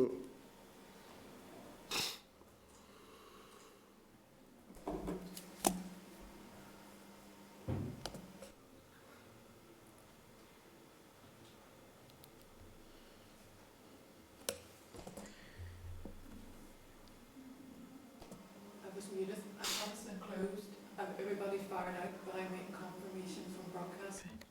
No problem.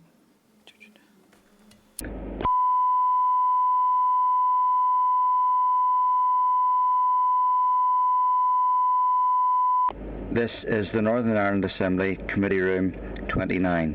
This is the Northern Ireland Assembly Committee Room 29.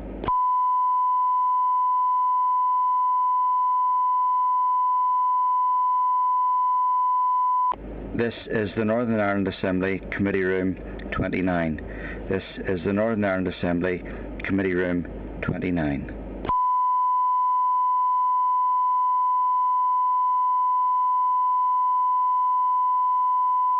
This is the Northern Ireland Assembly Committee Room 29.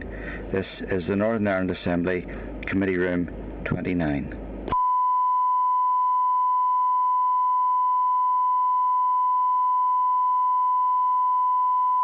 This is the Northern Ireland Assembly Committee Room 29. This is the Northern Ireland Assembly Committee Room 29.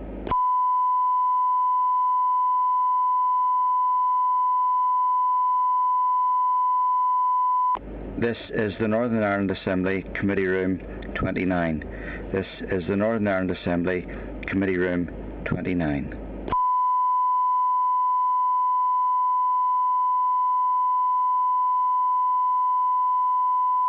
This is the Northern Ireland Assembly Committee Room 29. This is the Northern Ireland Assembly Committee Room 29.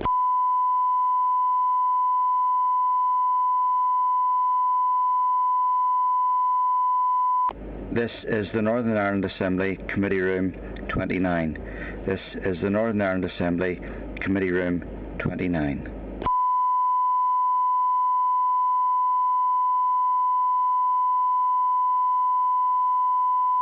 This is the Northern Ireland Assembly Committee Room 29. This is the Northern Ireland Assembly Committee Room 29.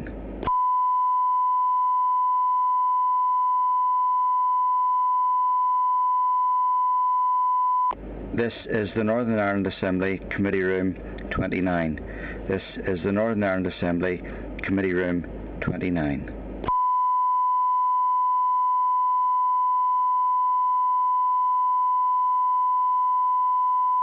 This is the Northern Ireland Assembly Committee Room 29. This is the Northern Ireland Assembly Committee Room 29.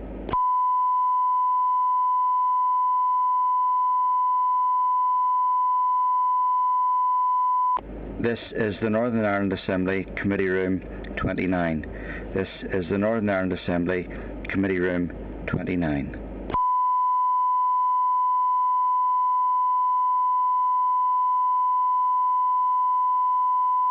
This is the Northern Ireland Assembly Committee Room 29. This is the Northern Ireland Assembly Committee Room 29.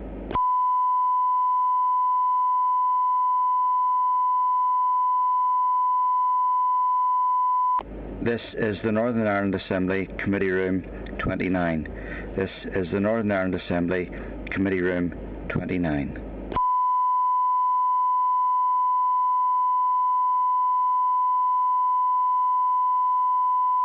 This is the Northern Ireland Assembly Committee Room 29.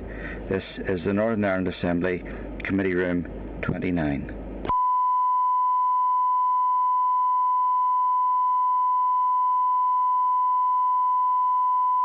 This is the Northern Ireland Assembly Committee Room 29. This is the Northern Ireland Assembly Committee Room 29.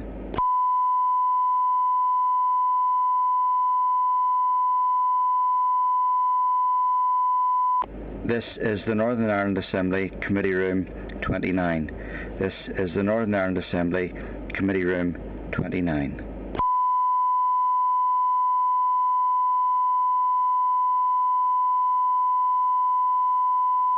This is the Northern Ireland Assembly Committee Room 29.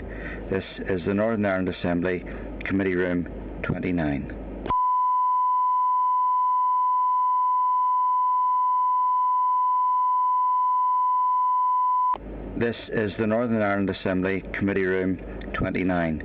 This is the Northern Ireland Assembly Committee Room 29.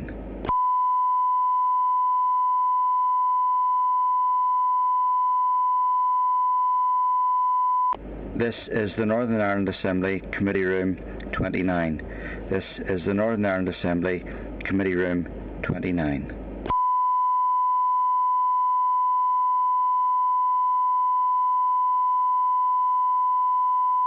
This is the Northern Ireland Assembly Committee Room 29. This is the Northern Ireland Assembly Committee Room 29.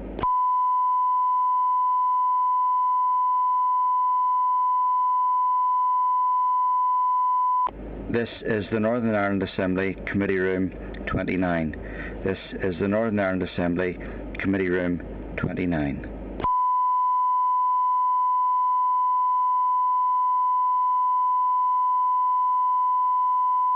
This is the Northern Ireland Assembly Committee Room 29. This is the Northern Ireland Assembly Committee Room 29.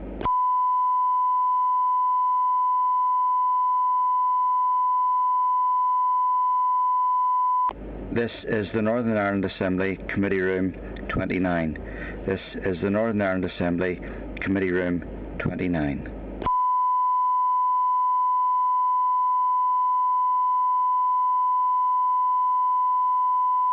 This is the Northern Ireland Assembly Committee Room 29.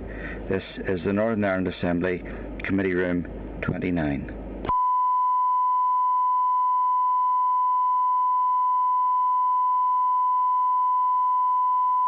This is the Northern Ireland Assembly Committee Room 29. This is the Northern Ireland Assembly Committee Room 29.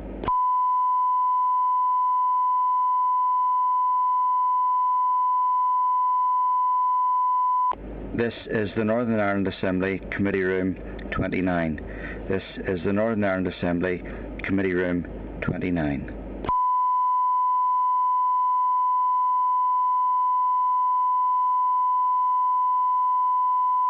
This is the Northern Ireland Assembly Committee Room 29. This is the Northern Ireland Assembly Committee Room 29.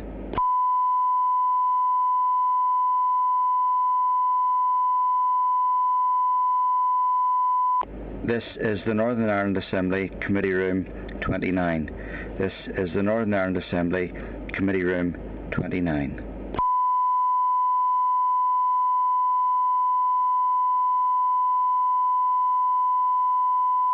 This is the Northern Ireland Assembly Committee Room 29. This is the Northern Ireland Assembly Committee Room 29.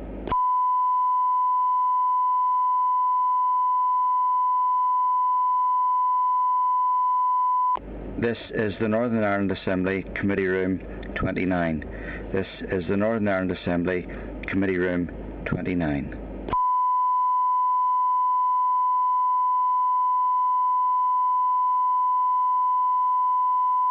This is the Northern Ireland Assembly Committee Room 29.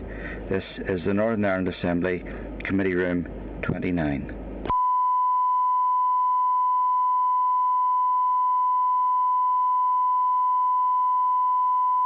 This is the Northern Ireland Assembly Committee Room 29. This is the Northern Ireland Assembly Committee Room 29.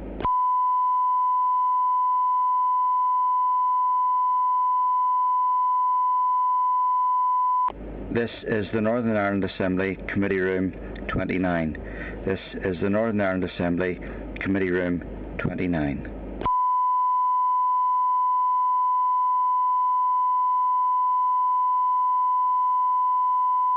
This is the Northern Ireland Assembly Committee Room 29. This is the Northern Ireland Assembly Committee Room 29.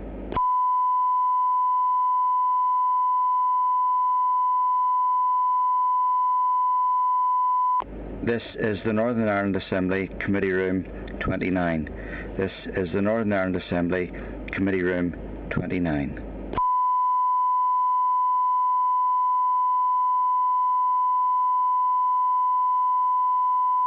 This is the Northern Ireland Assembly Committee Room 29. This is the Northern Ireland Assembly Committee Room 29. This is the Northern Ireland Assembly Committee Room 29. This is the Northern Ireland Assembly Committee Room 29. This is the Northern Ireland Assembly Committee Room 29.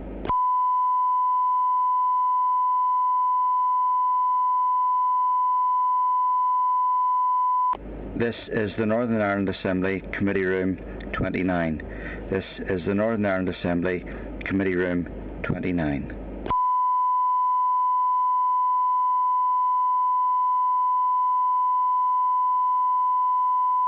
This is the Northern Ireland Assembly Committee Room 29. This is the Northern Ireland Assembly Committee Room 29.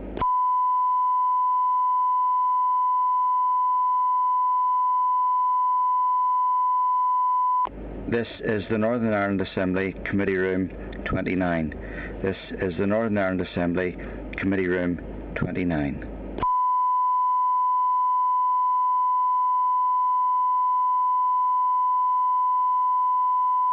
This is the Northern Ireland Assembly Committee Room 29. This is the Northern Ireland Assembly Committee Room 29.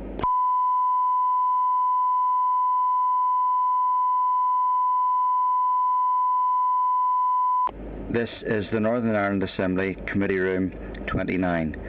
This is the Northern Ireland Assembly Committee Room 29.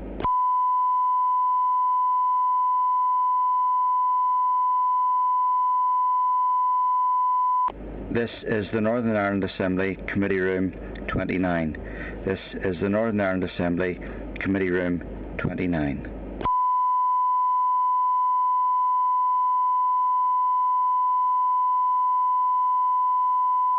This is the Northern Ireland Assembly Committee Room 29. This is the Northern Ireland Assembly Committee Room 29.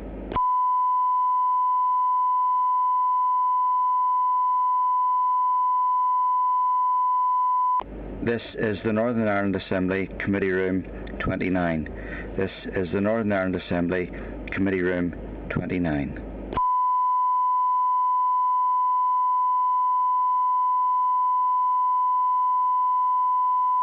This is the Northern Ireland Assembly Committee Room 29. This is the Northern Ireland Assembly Committee Room 29.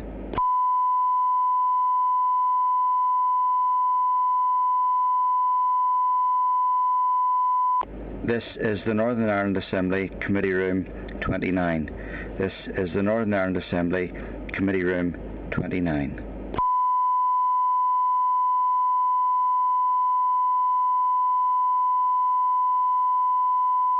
This is the Northern Ireland Assembly Committee Room 29. This is the Northern Ireland Assembly Committee Room 29.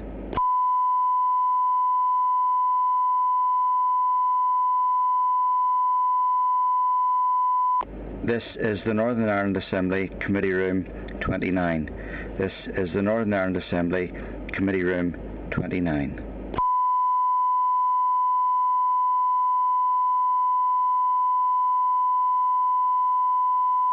This is the Northern Ireland Assembly Committee Room 29. This is the Northern Ireland Assembly Committee Room 29.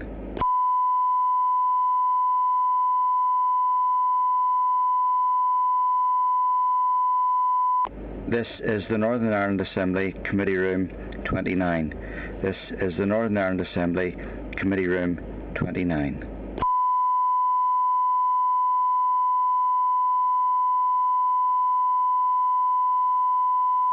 This is the Northern Ireland Assembly Committee Room 29. This is the Northern Ireland Assembly Committee Room 29.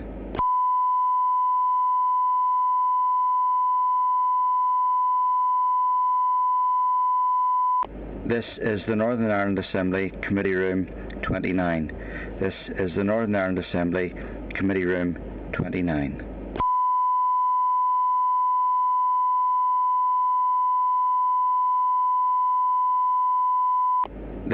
the Northern Ireland Assembly Committee Room 29.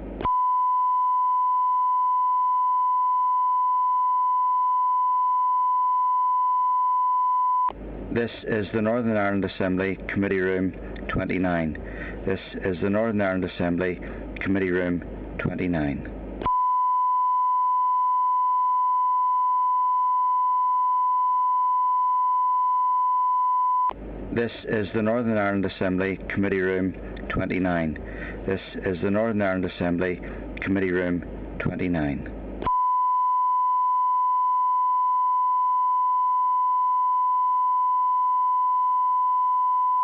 This is the Northern Ireland Assembly Committee Room 29. This is the Northern Ireland Assembly Committee Room 29.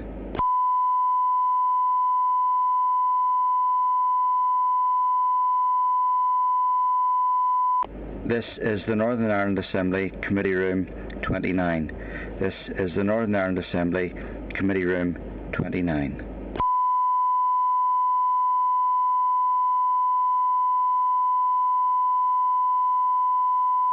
This is the Northern Ireland Assembly Committee Room 29. This is the Northern Ireland Assembly Committee Room 29.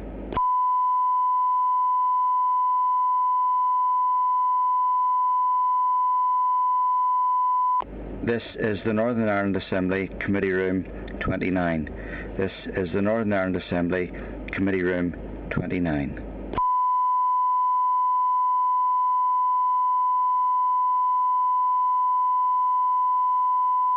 This is the Northern Ireland Assembly Committee Room 29. This is the Northern Ireland Assembly Committee Room 29.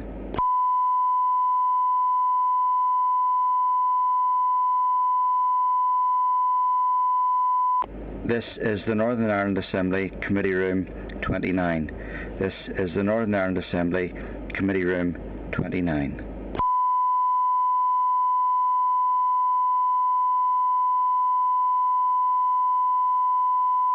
This is the Northern Ireland Assembly Committee Room 29. This is the Northern Ireland Assembly Committee Room 29.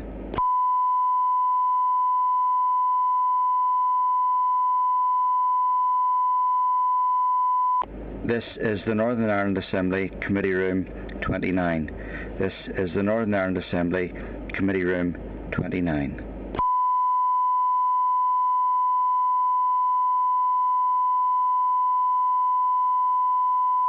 This is the Northern Ireland Assembly Committee Room 29.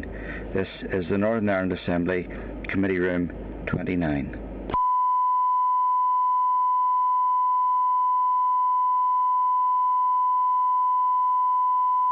This is the Northern Ireland Assembly Committee Room 29. This is the Northern Ireland Assembly Committee Room 29.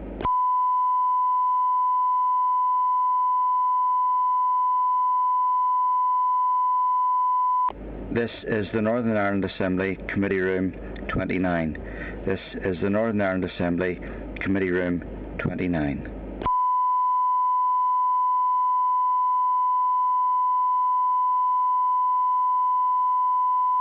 This is the Northern Ireland Assembly Committee Room 29. This is the Northern Ireland Assembly Committee Room 29.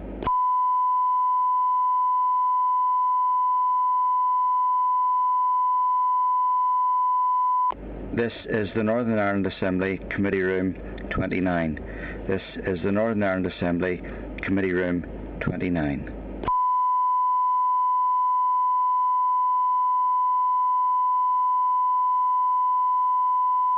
This is the Northern Ireland Assembly Committee Room 29. This is the Northern Ireland Assembly Committee Room 29.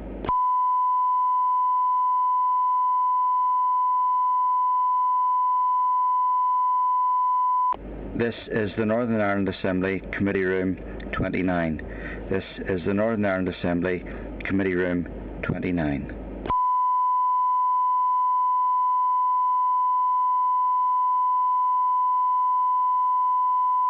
This is the Northern Ireland Assembly Committee Room 29. This is the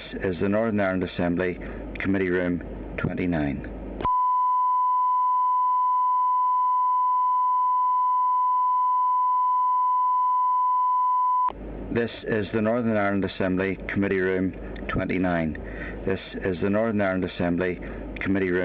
29. This is the Northern Ireland Assembly Committee Room 29. This is the Northern Ireland Assembly Committee Room 29.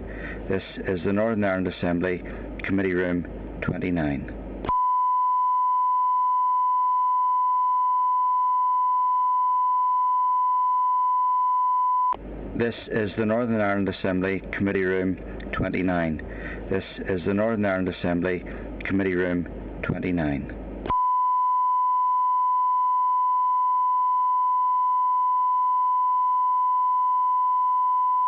This is the Northern Ireland Assembly Committee Room 29. This is the Northern Ireland Assembly Committee Room 29.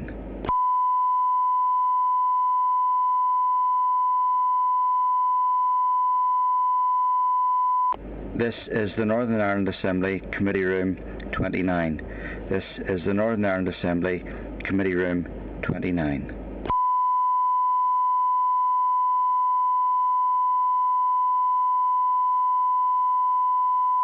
This is the Northern Ireland Assembly Committee Room 29. This is the Northern Ireland Assembly Committee Room 29.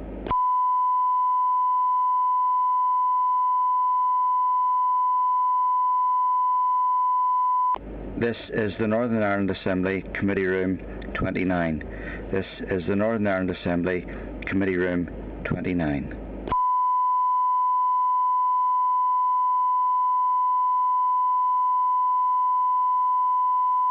This is the Northern Ireland Assembly Committee Room 29. This is the Northern Ireland Assembly Committee Room 29.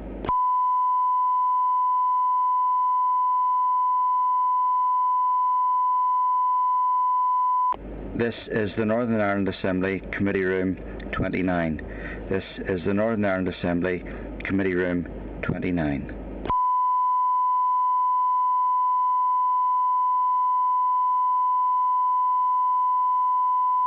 This is the Northern Ireland Assembly Committee Room 29. This is the Northern Ireland Assembly Committee Room 29.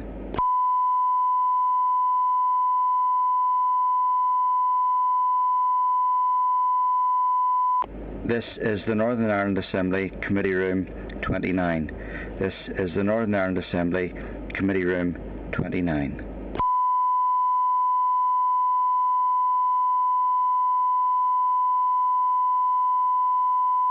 This is the Northern Ireland Assembly Committee Room 29.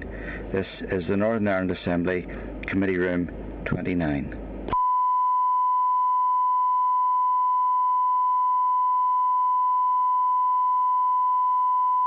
This is the Northern Ireland Assembly Committee Room 29.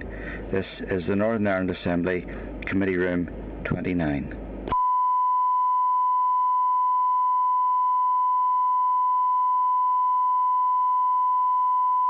This is the Northern Ireland Assembly Committee Room 29. This is the Northern Ireland Assembly Committee Room 29.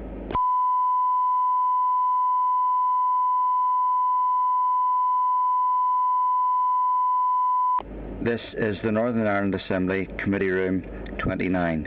This is the Northern Ireland Assembly Committee Room 29.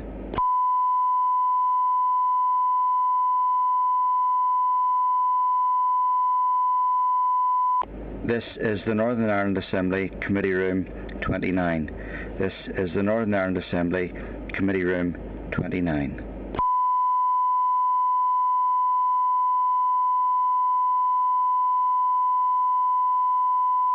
This is the Northern Ireland Assembly Committee Room 29. This is the Northern Ireland Assembly Committee Room 29.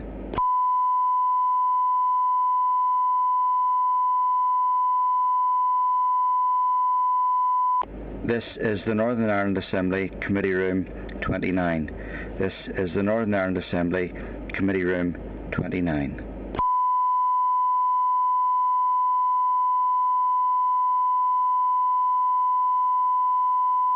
This is the Northern Ireland Assembly Committee Room 29. This is the Northern Ireland Assembly Committee Room 29.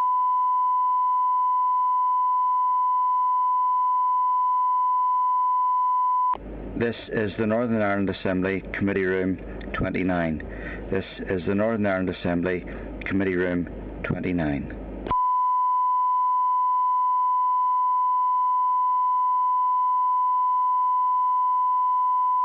This is the Northern Ireland Assembly Committee Room 29.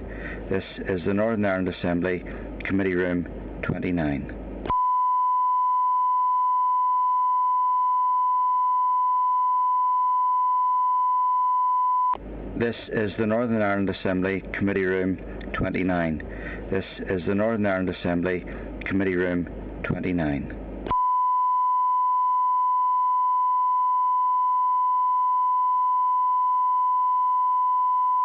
This is the Northern Ireland Assembly Committee Room 29. This is the Northern Ireland Assembly Committee Room 29. This is the Northern Ireland Assembly Committee Room 29. This is the Northern Ireland Assembly Committee Room 29.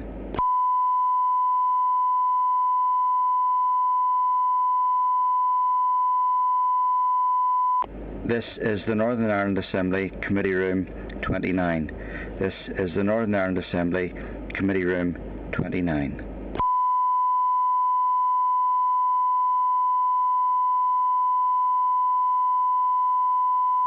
This is the Northern Ireland Assembly Committee Room 29. This is the Northern Ireland Assembly Committee Room 29.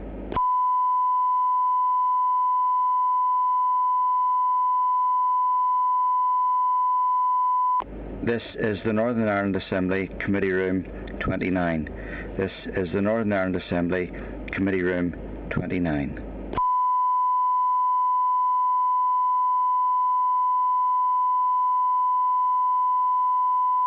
This is the Northern Ireland Assembly Committee Room 29. This is the Northern Ireland Assembly Committee Room 29.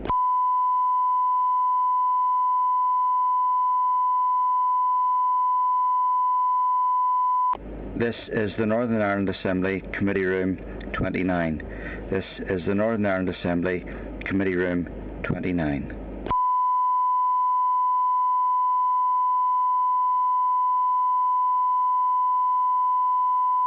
This is the Northern Ireland Assembly Committee Room 29.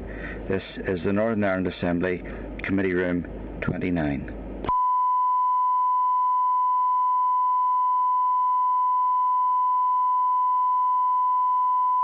This is the Northern Ireland Assembly Committee Room 29. This is the Northern Ireland Assembly Committee Room 29.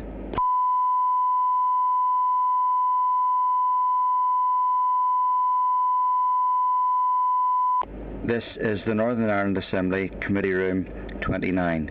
This is the Northern Ireland Assembly Committee Room 29.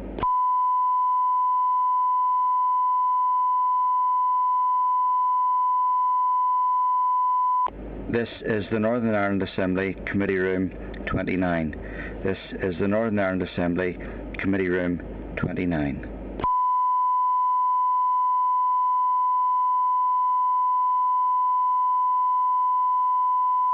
This is the Northern Ireland Assembly Committee Room 29.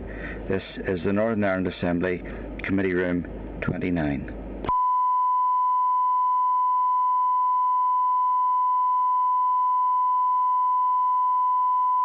This is the Northern Ireland Assembly Committee Room 29. This is the Northern Ireland Assembly Committee Room 29.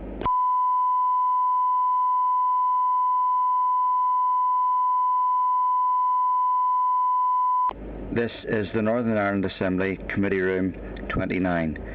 This is the Northern Ireland Assembly Committee Room 29.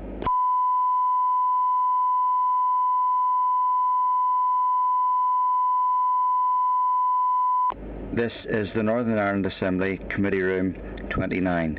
This is the Northern Ireland Assembly Committee Room 29.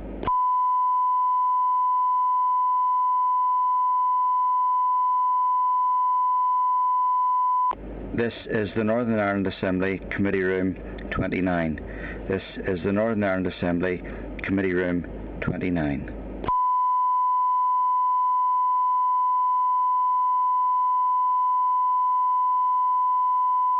This is the Northern Ireland Assembly Committee Room 29. This is the Northern Ireland Assembly Committee Room 29.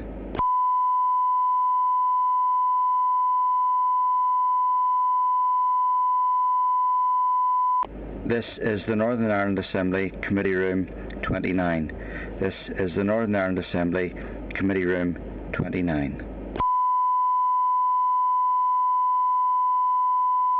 This is the Northern Ireland Assembly Committee Room 29. This is the Northern Ireland Assembly Committee Room 29. This is the Northern Ireland Assembly Committee Room 29.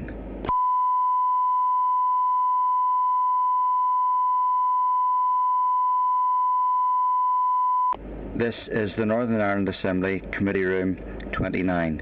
This is the Northern Ireland Assembly Committee Room 29.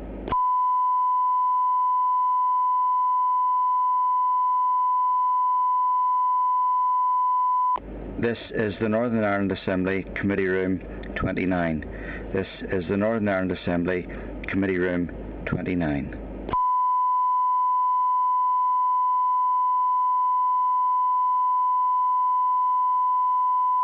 This is the Northern Ireland Assembly Committee Room 29. This is the Northern Ireland Assembly Committee Room 29.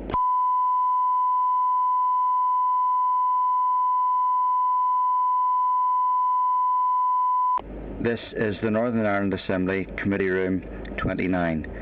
This is the Northern Ireland Assembly Committee Room 29.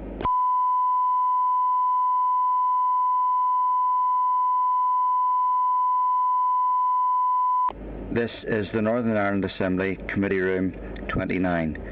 This is the Northern Ireland Assembly Committee Room 29.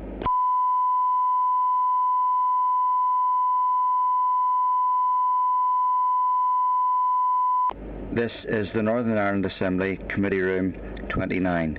This is the Northern Ireland Assembly Committee Room 29.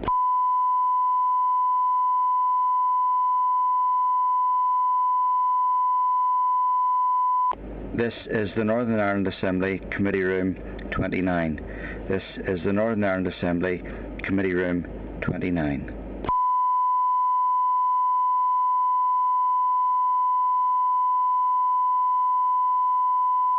This is the Northern Ireland Assembly Committee Room 29. This is the Northern Ireland Assembly Committee Room 29.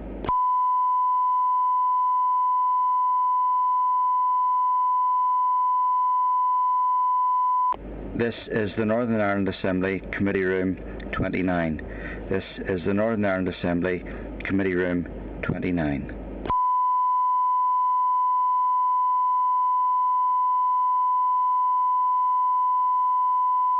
This is the Northern Ireland Assembly Committee Room 29. This is the Northern Ireland Assembly Committee Room 29.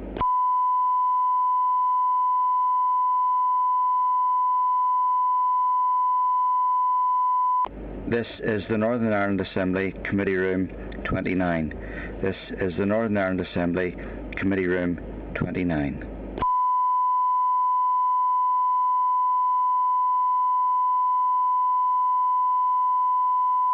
This is the Northern Ireland Assembly Committee Room 29. This is the Northern Ireland Assembly Committee Room 29.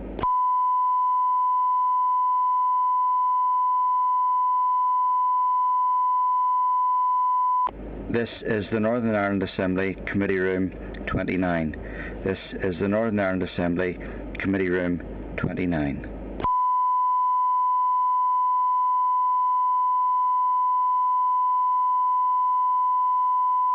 This is the Northern Ireland Assembly Committee Room 29. This is the Northern Ireland Assembly Committee Room 29.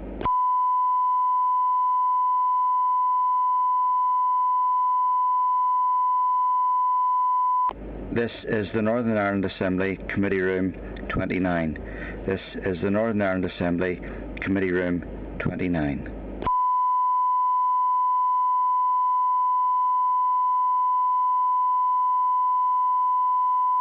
This is the Northern Ireland Assembly Committee Room 29. This is the Northern Ireland Assembly Committee Room 29.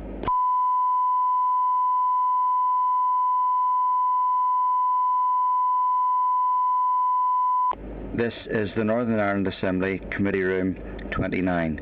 This is the Northern Ireland Assembly Committee Room 29.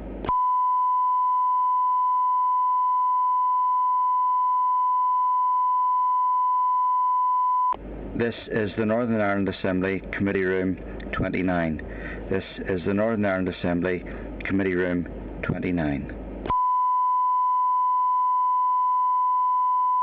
This is the Northern Ireland Assembly Committee Room 29. This is the Northern Ireland Assembly Committee Room 29. This is the Northern Ireland Assembly Committee Room 29.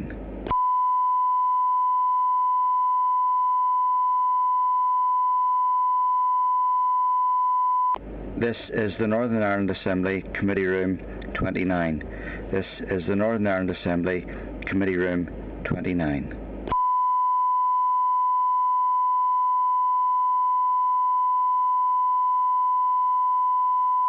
This is the Northern Ireland Assembly Committee Room 29. This is the Northern Ireland Assembly Committee Room 29.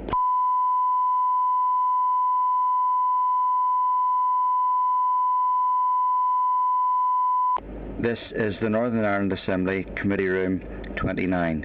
This is the Northern Ireland Assembly Committee Room 29.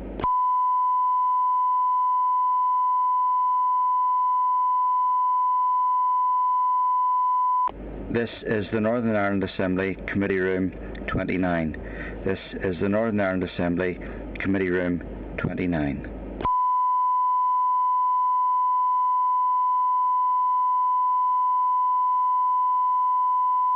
This is the Northern Ireland Assembly Committee Room 29.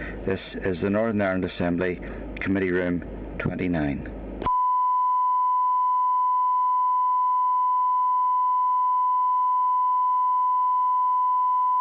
This is the Northern Ireland Assembly Committee Room 29. This is the Northern Ireland Assembly Committee Room 29.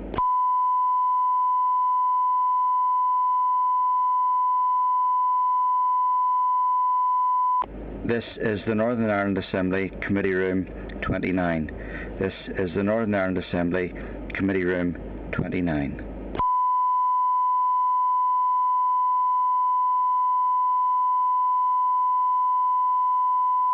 This is the Northern Ireland Assembly Committee Room 29. This is the Northern Ireland Assembly Committee Room 29.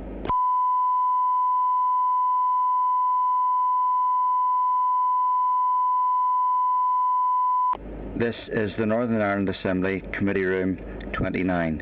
This is the Northern Ireland Assembly Committee Room 29.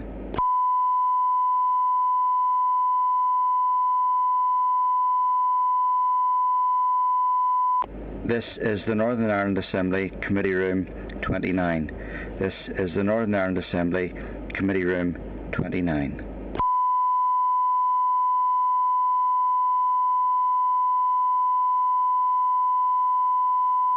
This is the Northern Ireland Assembly Committee Room 29.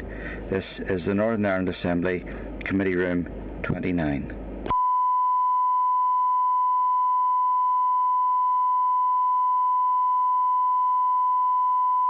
This is the Northern Ireland Assembly Committee Room 29. This is the Northern Ireland Assembly Committee Room 29.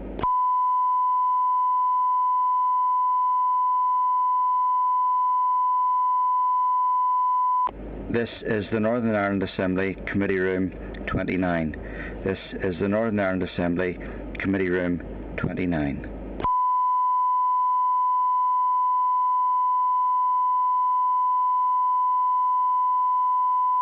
This is the Northern Ireland Assembly Committee Room 29.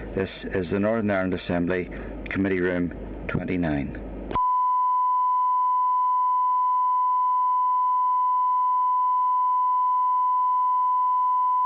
This is the Northern Ireland Assembly Committee Room 29. This is the Northern Ireland Assembly Committee Room 29.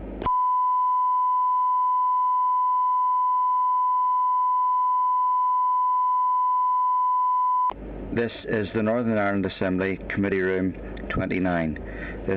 This is the Northern Ireland Assembly Committee Room 29.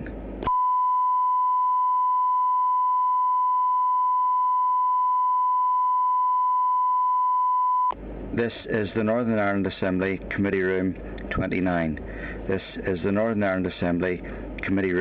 29.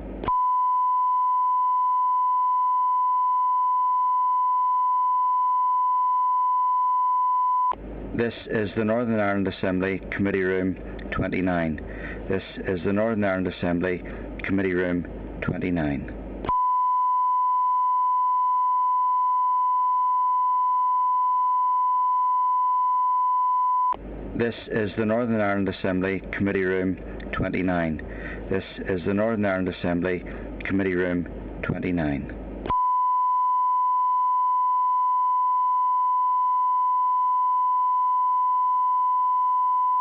This is the Northern Ireland Assembly Committee Room 29. This is the Northern Ireland Assembly Committee Room 29.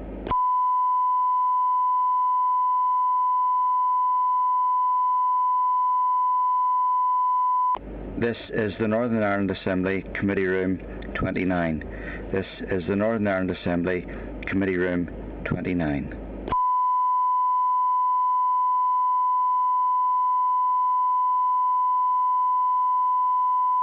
This is the Northern Ireland Assembly Committee Room 29. This is the Northern Ireland Assembly Committee Room 29.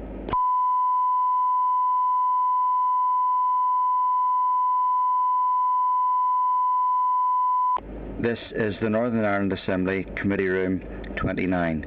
This is the Northern Ireland Assembly Committee Room 29.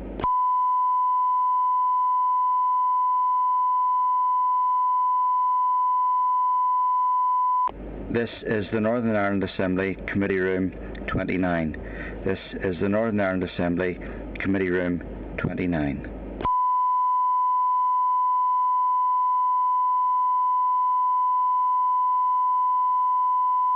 This is the Northern Ireland Assembly Committee Room 29. This is the Northern Ireland Assembly Committee Room 29.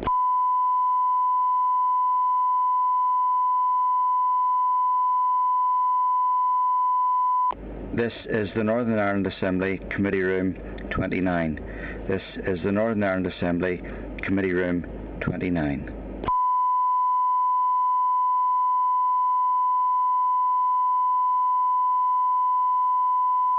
This is the Northern Ireland Assembly Committee Room 29. This is the Northern Ireland Assembly Committee Room 29.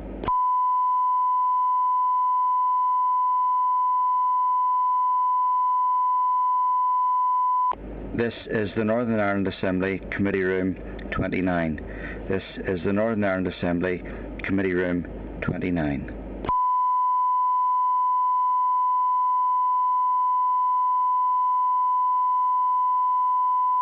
This is the Northern Ireland Assembly Committee Room 29. This is the Northern Ireland Assembly Committee Room 29.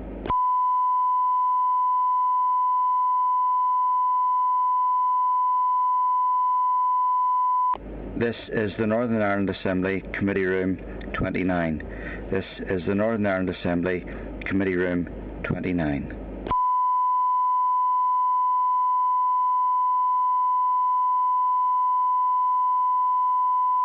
This is the Northern Ireland Assembly Committee Room 29. This is the Northern Ireland Assembly Committee Room 29.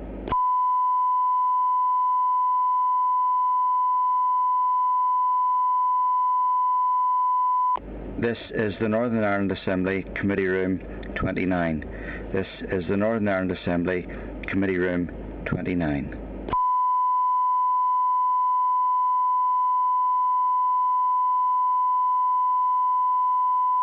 This is the Northern Ireland Assembly Committee Room 29. This is the Northern Ireland Assembly Committee Room 29.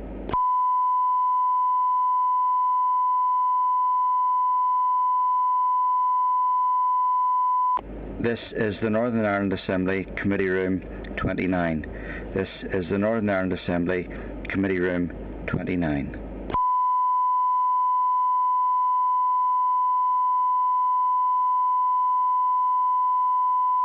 This is the Northern Ireland Assembly Committee Room 29. This is the Northern Ireland Assembly Committee Room 29.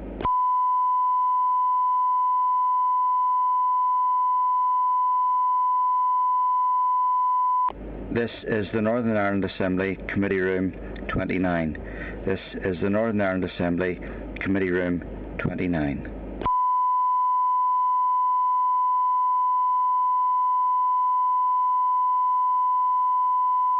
This is the Northern Ireland Assembly Committee Room 29.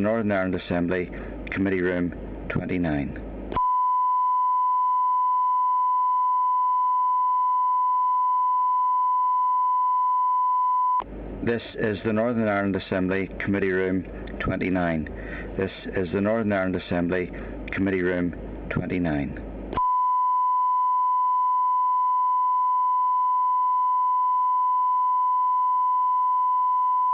This is the Northern Ireland Assembly Committee Room 29. This is the Northern Ireland Assembly Committee Room 29.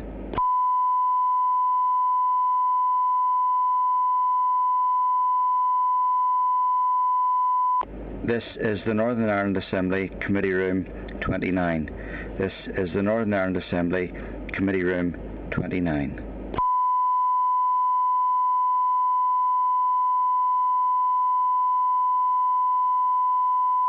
This is the Northern Ireland Assembly Committee Room 29. This is the Northern Ireland Assembly Committee Room 29.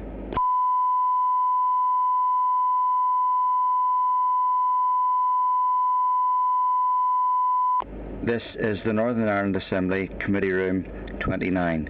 This is the Northern Ireland Assembly Committee Room 29.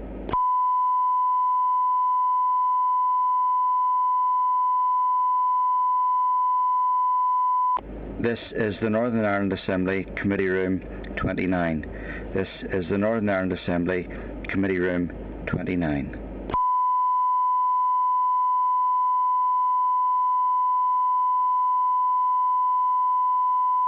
This is the Northern Ireland Assembly Committee Room 29. This is the Northern Ireland Assembly Committee Room 29.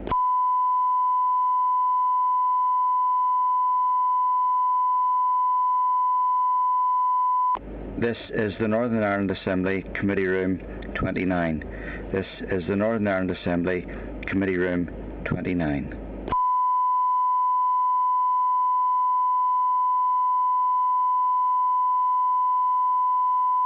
This is the Northern Ireland Assembly Committee Room 29. This is the Northern Ireland Assembly Committee Room 29.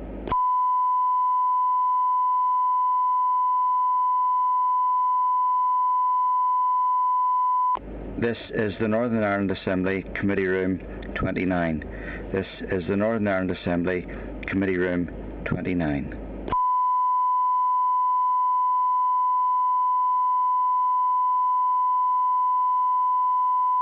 This is the Northern Ireland Assembly Committee Room 29. This is the Northern Ireland Assembly Committee Room 29.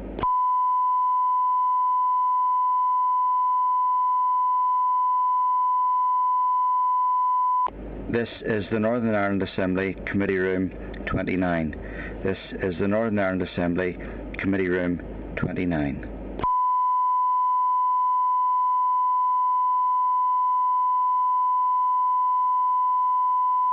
This is the Northern Ireland Assembly Committee Room 29. This is the Northern Ireland Assembly Committee Room 29.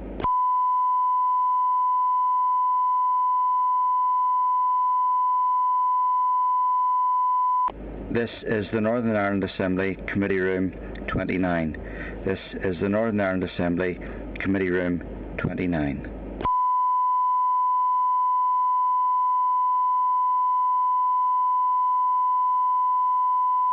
This is the Northern Ireland Assembly Committee Room 29. This is the Northern Ireland Assembly Committee Room 29.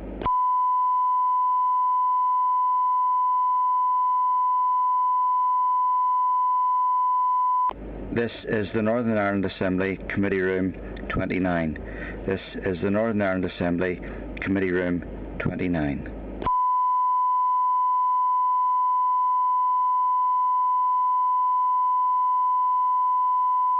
This is the Northern Ireland Assembly Committee Room 29.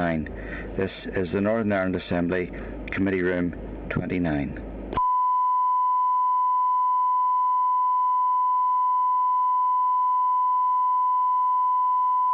This is the Northern Ireland Assembly Committee Room 29.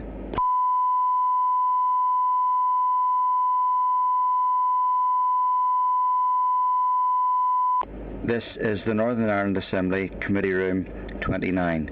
This is the Northern Ireland Assembly Committee Room 29. This is the Northern Ireland Assembly Committee Room 29. This is the Northern Ireland Assembly Committee Room 29. This is the Northern Ireland Assembly Committee Room 29.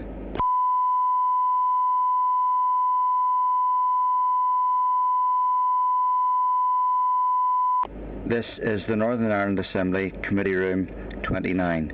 This is the Northern Ireland Assembly Committee Room 29.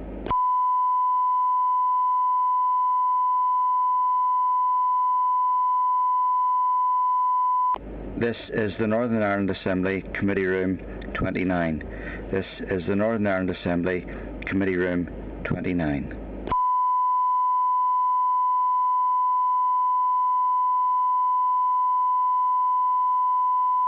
This is the Northern Ireland Assembly Committee Room 29. This is the Northern Ireland Assembly Committee Room 29.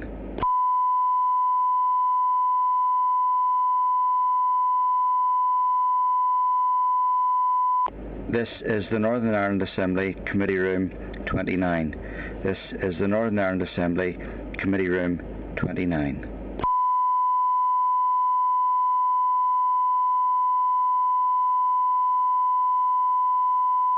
This is the Northern Ireland Assembly Committee Room 29. This is the Northern Ireland Assembly Committee Room 29.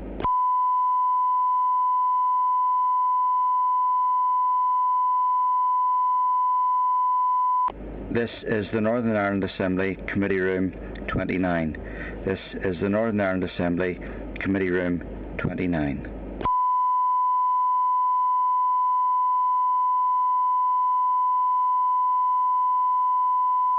This is the Northern Ireland Assembly Committee Room 29.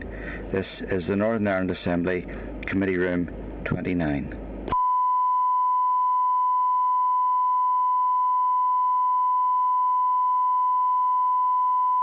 This is the Northern Ireland Assembly Committee Room 29.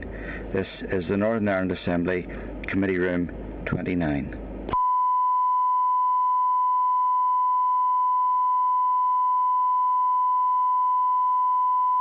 This is the Northern Ireland Assembly Committee Room 29. This is the Northern Ireland Assembly Committee Room 29.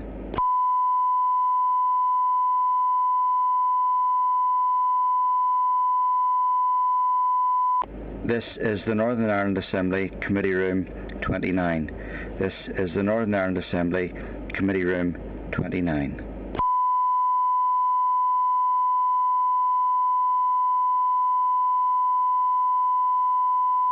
This is the Northern Ireland Assembly Committee Room 29. This is the Northern Ireland Assembly Committee Room 29.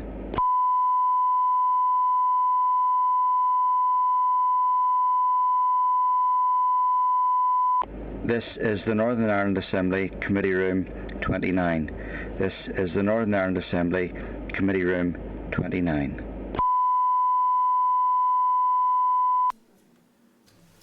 Thank you very much, members. It was an extremely useful session. We're now moving to agenda item 6, which is a departmental briefing on fuel poverty payments. We know this is something that's very important to all of us.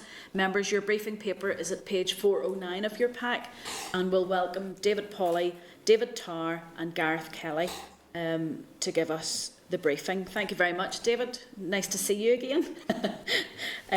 David, if you want to go on ahead with your briefing, please. Thank you, Chair. I'm David Pawley then. I'm Director of Housing Supply Policy and I have responsibility for fuel poverty. And I'm joined by my colleagues David Tarr, who works in Social Security Policy and Legislation Division, and Gareth Kelly, who works in Supporting Communities in the Department for Community. So we were asked to talk about increasing fuel prices and the Executive's response to them. So as you may be aware then, global wholesale energy prices, especially gas, are increasing at an unprecedented rate. Consumers have seen their energy bills rise as a result of the impact of wholesale energy prices in the domestic market. And the main issue driving this is the wholesale gas market, and there are a multitude of factors, many geopolitical, and they all originate outside Northern Ireland. The committee may wish to seek briefing from the utility regulator if it requires further details in this sort of area. But in summary, starting with gas then, there's two main suppliers of domestic gas in Northern Ireland, Firmus and SSE Electricity. And between them they represent a 99% share of the domestic market. And the prices set by Firmus and SSE Electricity are regulated by the utility regulator. And gas prices have risen steeply. So by way of example then, for those in the 10 towns licence area, the average annual household gas bill will increase to about £968 a year as a result of the latest price increase announced on the 11th of November by Firmus. This represents an increase of about 120% in the last 12 months, or an increase of around £528 for the average household. SSE Electricity customers have also seen their bills increase, with SSE Electricity announcing a price increase of 21.8% for its gas customers on the 3rd of September. And in electricity, there's 7 active suppliers in the domestic electricity market. PowerNI is the incumbent supplier with about 55% market share.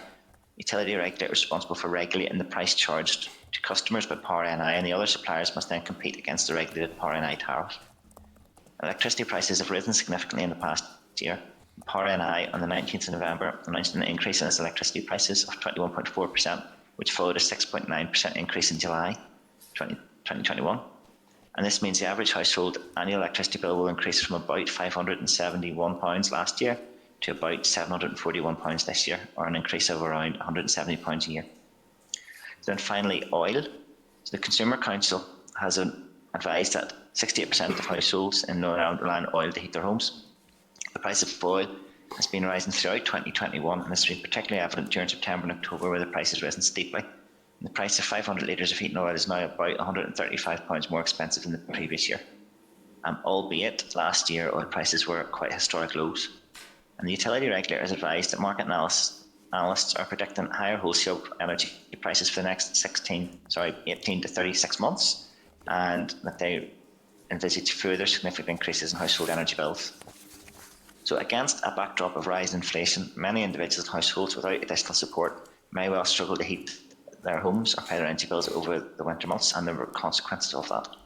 So, as I said, I am responsible for fuel poverty in DFC, and it's a straightforward correlation to say that these rising energy costs will inevitably increase further fuel poverty levels here. The fuel poverty is defined as needing to spend more than 10% of the household income on all fuel used to maintain a satisfactory level of heating, and that is defined as 21 degrees in the living room and 18 degrees in other occupied rooms. So fuel poverty is therefore caused by a combination of three factors: poor household energy efficiency, low incomes and fuel costs. And work to reduce fuel poverty has focused on increasing energy efficiency. And well, the issue here really is that this is not going to make a significant difference in the challenges being faced this winter, given the unprecedented and very steep rises in energy costs, which the utility regulator has. Well, it was the utility regulator's words are that they are unprecedented. So therefore, what's happening right now cannot really be considered in the context of the longer-term fuel poverty strategy. There's a more immediate problem. However, over the longer term, we have to find a sustainable solution to increasingly high energy prices, which aligns fuel poverty, energy and climate change strategies and balances this with potential impact on efforts to reduce carbon and switch from fossil fuels to renewable heat sources. While the price rises this year are unprecedented, the Department does have a range of supports in place every year to reduce fuel costs or help those who need the support to pay their bills. And we will run through these now for the committee's information. So I'm going to hand over to Gareth. Thanks, David. I suppose one of the supports available is the winter fuel payment, which is a payment of between £100 and £300 to help with heating costs. It's administered by the Department for Work and Pensions on behalf of the Department. This year's payments have already started to be paid automatically to qualifying claimants, and most will be paid by December, with all payments made by the 14th of January 2022. And to date, 289,762 payments have already been issued to people here, with a total value of 51.6 million. I suppose any increase to the fuel payment rates, these would require a change to the legislation and executive approval. And I know in terms of when we reference the impact of the unprecedented energy price rises this year, looking to make any changes with their fuel payment this year, notwithstanding the legislative change that would be required, there's also IT constraints. The IT changes to enable this year's winter fuel payments to be made were deployed by DWP in September in order to allow the vast majority of the payments to be made before Christmas. So any change to that schedule, such as changing the amount of the payment, it would not have been possible to do so, or it would have compromised or delayed this year's payment. And I'm now going to hand over to David Tarr to talk through cold weather payments. Yeah, thank you, committee. Thank you, Gareth, and to the committee. Cold weather payments are obviously provided by the department at the moment. These are part of the social fund, and cold weather provides a one-off payment of £25 when the average temperature is recorded or forecast to be 0 degrees centigrade or below over 7 consecutive days. Payments are made during periods of severe weather to the elderly, people with a disability and to families with children under 5 years old. The cold weather periods are assessed by the Met Office, which links every residential postcode to a weather station. This means when the temperature for a postcode is at 0 degrees centigrade or below over the 7-day period, payment will automatically be issued and are normally within 14 days of the cold period. The cold weather payment scheme runs over this winter from the 1st of November started on the 1st of November this year, runs until the 31st of March 2022. And as with the winter fuel payments, those payments are made automatically by Department of Work and Pensions on our behalf. In addition to that, we also have the discretionary support, which obviously the committee will be aware of. An award of short-term financial help can be made through the discretionary support scheme to assist with additional expenditure for fuel costs.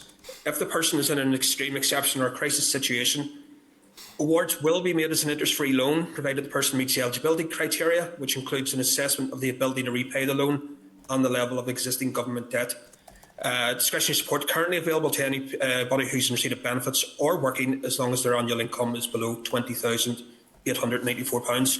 It's important to note that grants for fuel are expressly prohibited under the discretionary support regulations. Therefore, awards are always made as a loan for living expenses. The amount to be awarded is obviously at the discretion of the decision maker and will be based on the facts of the case, particularly the nature and urgency of the need. At the moment, living expenses awards are calculated at the rate of 100% of the daily benefit rate, which is an increase the department introduced in response to COVID, and that remains there. That was an increase from the previous level of 60%.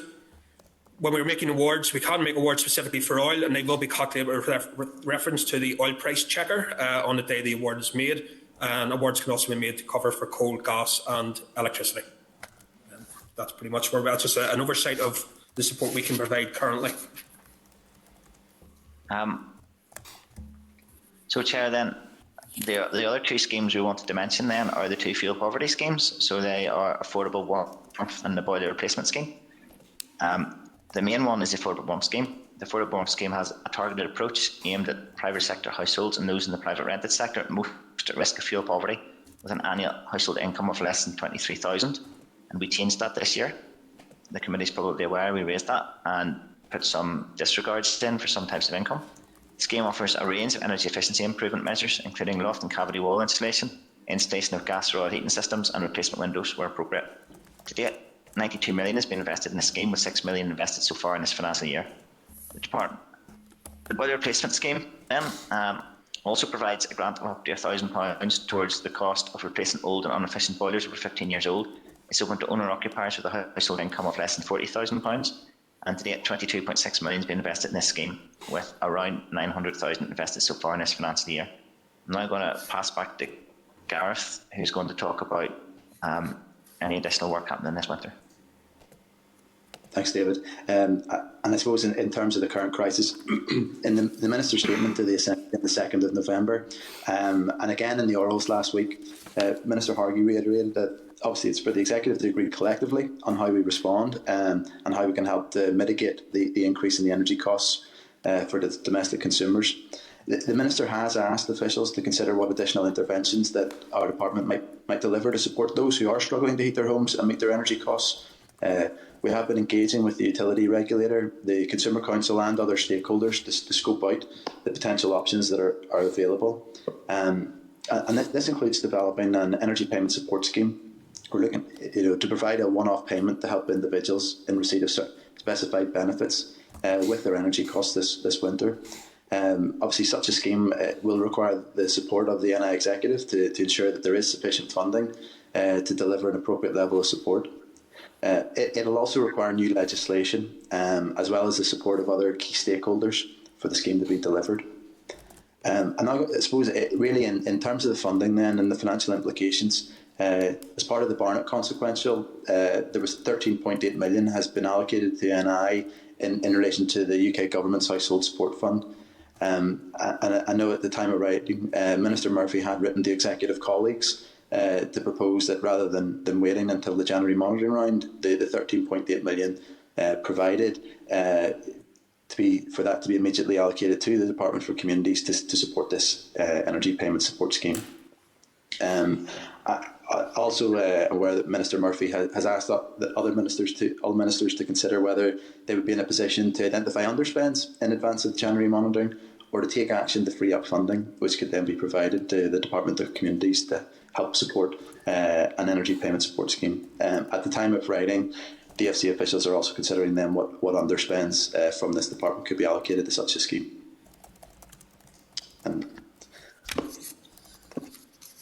Okay, thank you. That's where we are. Thank you.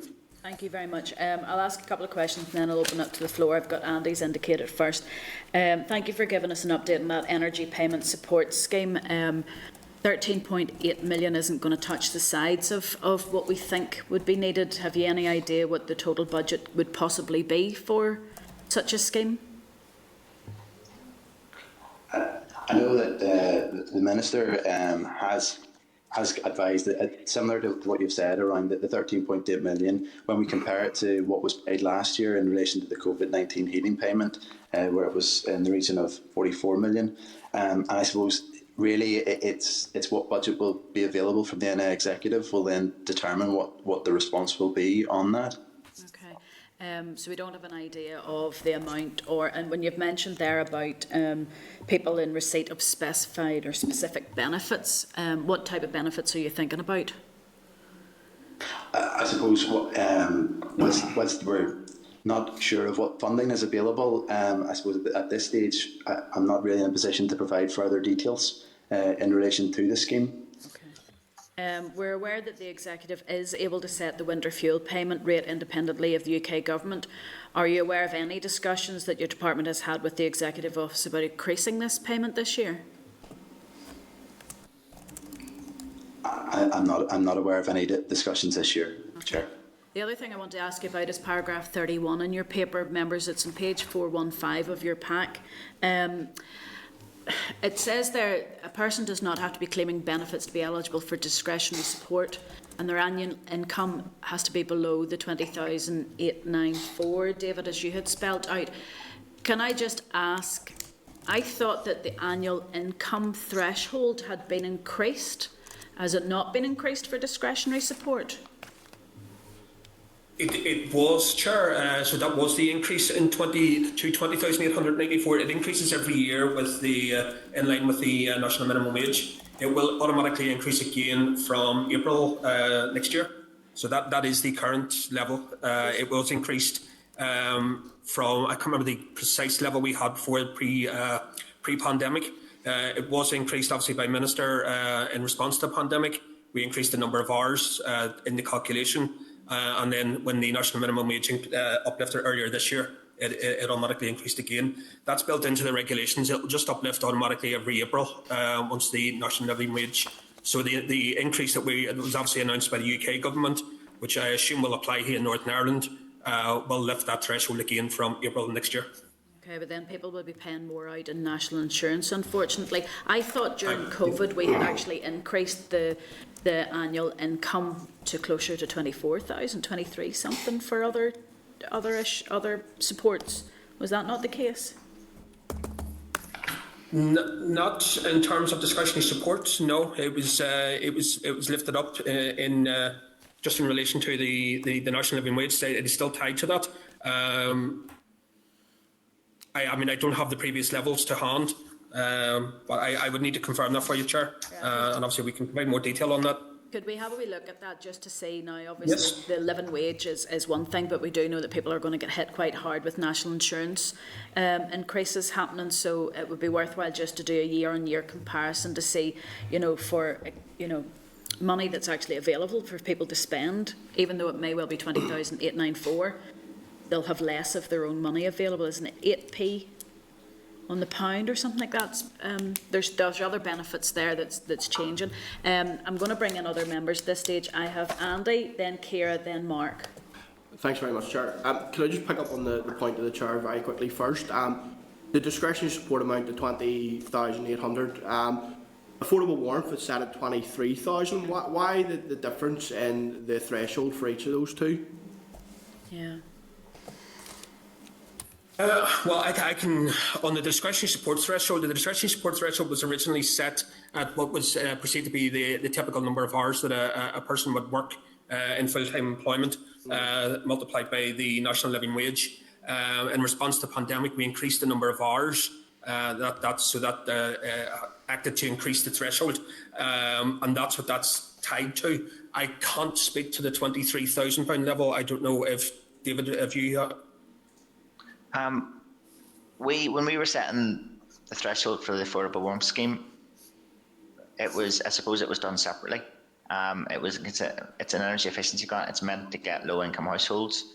There was consideration done about, there was a consultation carried out at the time. It covered how many people might be in a household, what a reasonable amount might be. We were very aware of including people who you might term as working poor. The discretionary support scheme is something quite different. It's an emergency scheme, isn't it, for people in crisis? So I'm not sure that there's any direct correlation between the two.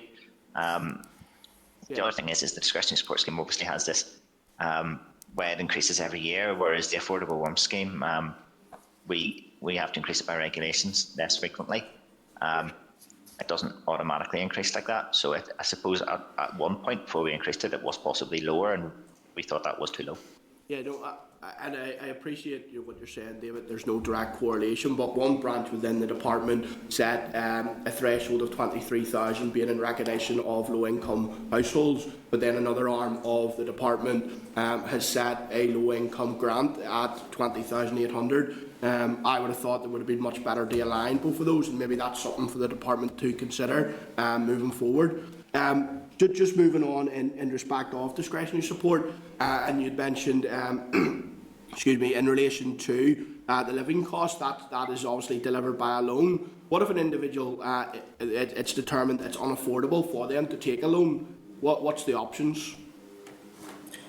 If a person cannot afford the repayment for the loan, or if their debt is over the threshold, which is currently £1,500, we can consider awarding a grant for living expenses. The challenge with the fuel is if a person presents and asks specifically for assistance with fuel costs, we can't provide that as a grant. So we can give assistance with living expenses as a grant, but it's the way the regulations are drafted. They specifically exclude fuel-related costs. So it does. I mean, the department will try. If a person presents and asks for assistance just with general living expenses, for example, food, toiletries and things like that, and also makes it clear that they need assistance with fuel costs and they're close to their limit in terms of what they can afford to repay, we will try to separate the awards out and give them a loan to deal with the fuel costs and then a grant to deal with the other living costs. There is, as you will no doubt be aware, a restriction within discretionary support in that it's only 3 loans and 1 grant in a rolling 12-month period, unless there's a disaster. So that does, unfortunately, that can impact on people. If they're at the debt threshold and they've exhausted their grant, then unfortunately there is no support that can be provided under discretionary support currently.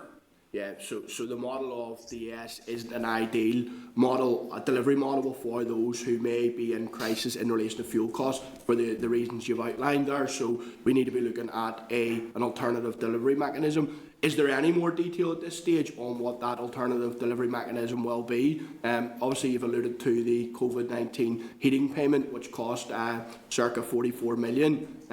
13.8 million is not going to cut it, but is there any more detail at this stage? Because the reason I asked that is the Minister said in the Chamber on the 30th of November that she, I'm also looking at a scheme to target families. We're working up the details of that, and I want to launch it before Christmas. Christmas is very close, and from what I'm hearing from yourselves here now, there's little detail as to what money's going to be available, what the scheme's going to look like, how it's going to be delivered. So how are we going to achieve that, as the Minister outlined on the 30th of November? Yeah, do you want me to answer that? Yes, please. Chair, and then Gareth, you can come in if there's anything you want to add. So there's the department is working to put itself in a position to do things very quickly once funding is confirmed. But I suppose the point we want to make front and central is that this department can only do so much, and this requires an executive level response. And actually, if you remember the plenary debate in the Chamber, a lot of the members made the point that actually there is a bigger thing going on here, which is actually beyond the Northern Ireland Assembly really altogether. So the department is working in 2 areas to try and get ready to do something. So one of them is some type of payment, which could be paid through the benefit system, which is what Gareth has been talking about. And the other one is some sort of prepping to be ready to do some sort of crisis fund. So for households who are in fuel crisis right now, who are about to either can't heat their house or pay an energy bill right now, or about to become in that position in the next few days, to what we can do to help them overcome that immediate crisis. And we feel that the 2 together would complement each other to an extent, and could be a good overall response to the issues that people might face. And there's a few reasons for that. One is that it will take time for a payment to be made through the benefit system, even if money becomes available. But people could be in fuel crisis really very quickly. And another one is that no matter what sort of system through the benefit system is made, there are bound to be households who aren't picked up by that, and who might be in fuel crisis. Yeah, no, absolutely. Gareth, do you want to add anything? No, I think you've covered it well there. Thanks, Dave.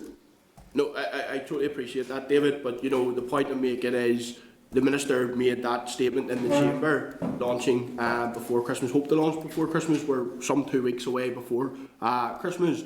What is the likelihood of a scheme going live before Christmas? I see it as slim to remote, but I would like more detail on that, because people really are struggling out there on the ground now, and I'm sure you're obviously hearing and seeing that yourselves. Yeah. I suppose on the household scheme, we are looking at if we can work with existing third sector providers who are already working on setting up schemes, and that would be an approach that could mean that we could maybe do it more quickly.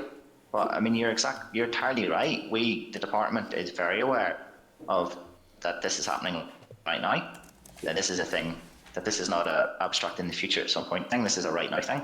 That this needs to be done very quickly, and the department is doing work at risk to prepare itself to be able to do that as quickly as possible once funding becomes available. And from our point of view, I mean, you can understand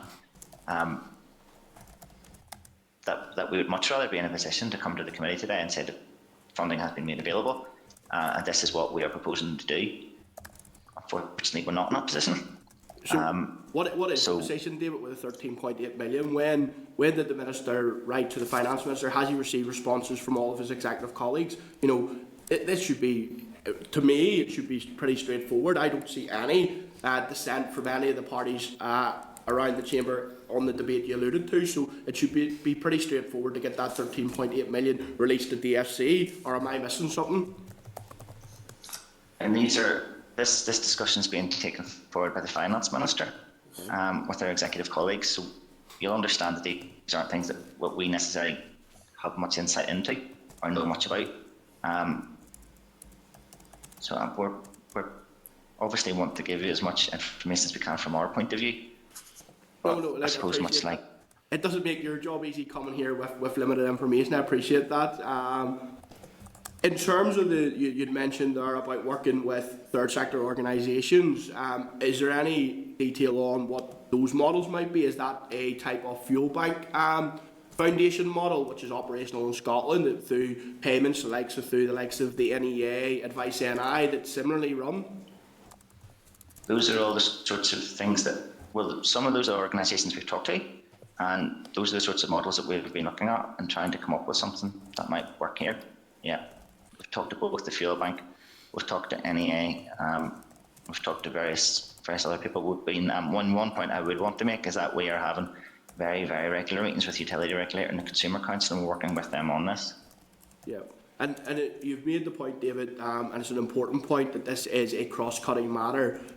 It's cross-departmental. An area that I've been pushing, and I know you're obviously clearly not in the position to make a ministerial decision, but was a fuel poverty task force, and it's had the support of this committee. It's supported by NEA, it's supported by numerous councils right across Northern Ireland, and it's about bringing all stakeholders collectively into the room to look at the short, medium and longer term solutions and support that can be provided, because the utility regulator has pointed out that this unprecedented situation that we find ourselves in is going to occur for some time. Is there any conversation in the department around a fuel poverty task force? I suppose I'd answer that in two parts. The first one is that we are working and meeting.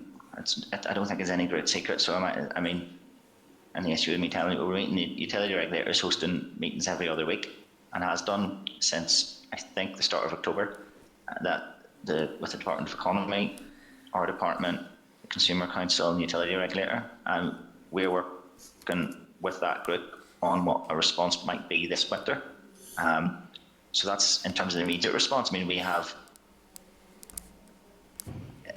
it's not called a task force, but it wouldn't be far off what you would want if you wanted that for an immediate response. And as we come closer into knowing what we're going to do, then we obviously have to start when we've already been engaging with all the relevant stakeholders, but we'd want to bring them closer into helping us get it right when we're delivering it. Yeah. On the longer term then, we do need to look at our fuel poverty strategy again, and that falls within my part of the Department for Communities to do that.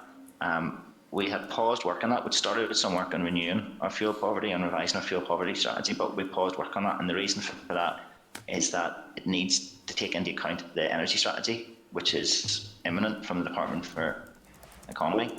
It needs to take into account the green growth strategy from DAERA, which has been progressed, and it also needs to take into account our obligations under the climate change bill.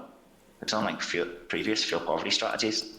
This one is going to have to say, well, what does fuel poverty work look like? How do we prevent fuel poverty in a context of also having to reduce our carbon emissions, which is a whole new thing. So we need to know what those parameters are before we do that. Now, I'm sure you're aware that those three things should be sorted out by the end of this mandate. So I think over the longer term, then we need to look at our fuel poverty strategy, and that would be the context for that longer term work, bringing in those other stakeholders. Yeah, no, absolutely, and I appreciate, obviously what you've outlined there, David, in relation to the utility regulator setting up a forum or a discussion group, if you like, but that's completely different in my eyes to the department setting up a cross-departmental task force to take this forward. The department has much more resources. I'm sure you maybe caught our conversation earlier on in the meeting. I'm sure Paul will come in on this about the comments about the utility regulator being underfunded. So the department is a lot bigger, a lot more resource to take forward a task force in that regard. So that's my logic behind that. Just one further question, then I'll let other members come in because I don't want to hog things. In terms of the rate of fuel poverty across Northern Ireland, it's currently estimated to be at 22%, but I think that dates back to the Housing Conditions Survey of 2016. Has there been any analysis of what our rate of fuel poverty might look like now? Because I would say 22% is not the reality. You're probably right. As we said, one of the factors about the fuel poverty rate is the cost of fuel, and the cost of fuel was different 5 years ago than it is now, and it's lower. So you would expect, therefore, that fuel poverty will go up. But yes, it's based on the House Condition Survey, so it is based on an actual survey of looking at going out to households and looking at their household and saying, how much would it cost to heat this house and what is the household income? So it's quite a detailed thing. That was delayed. That was meant to happen last year, and it was delayed because of COVID, but it's going to happen this year.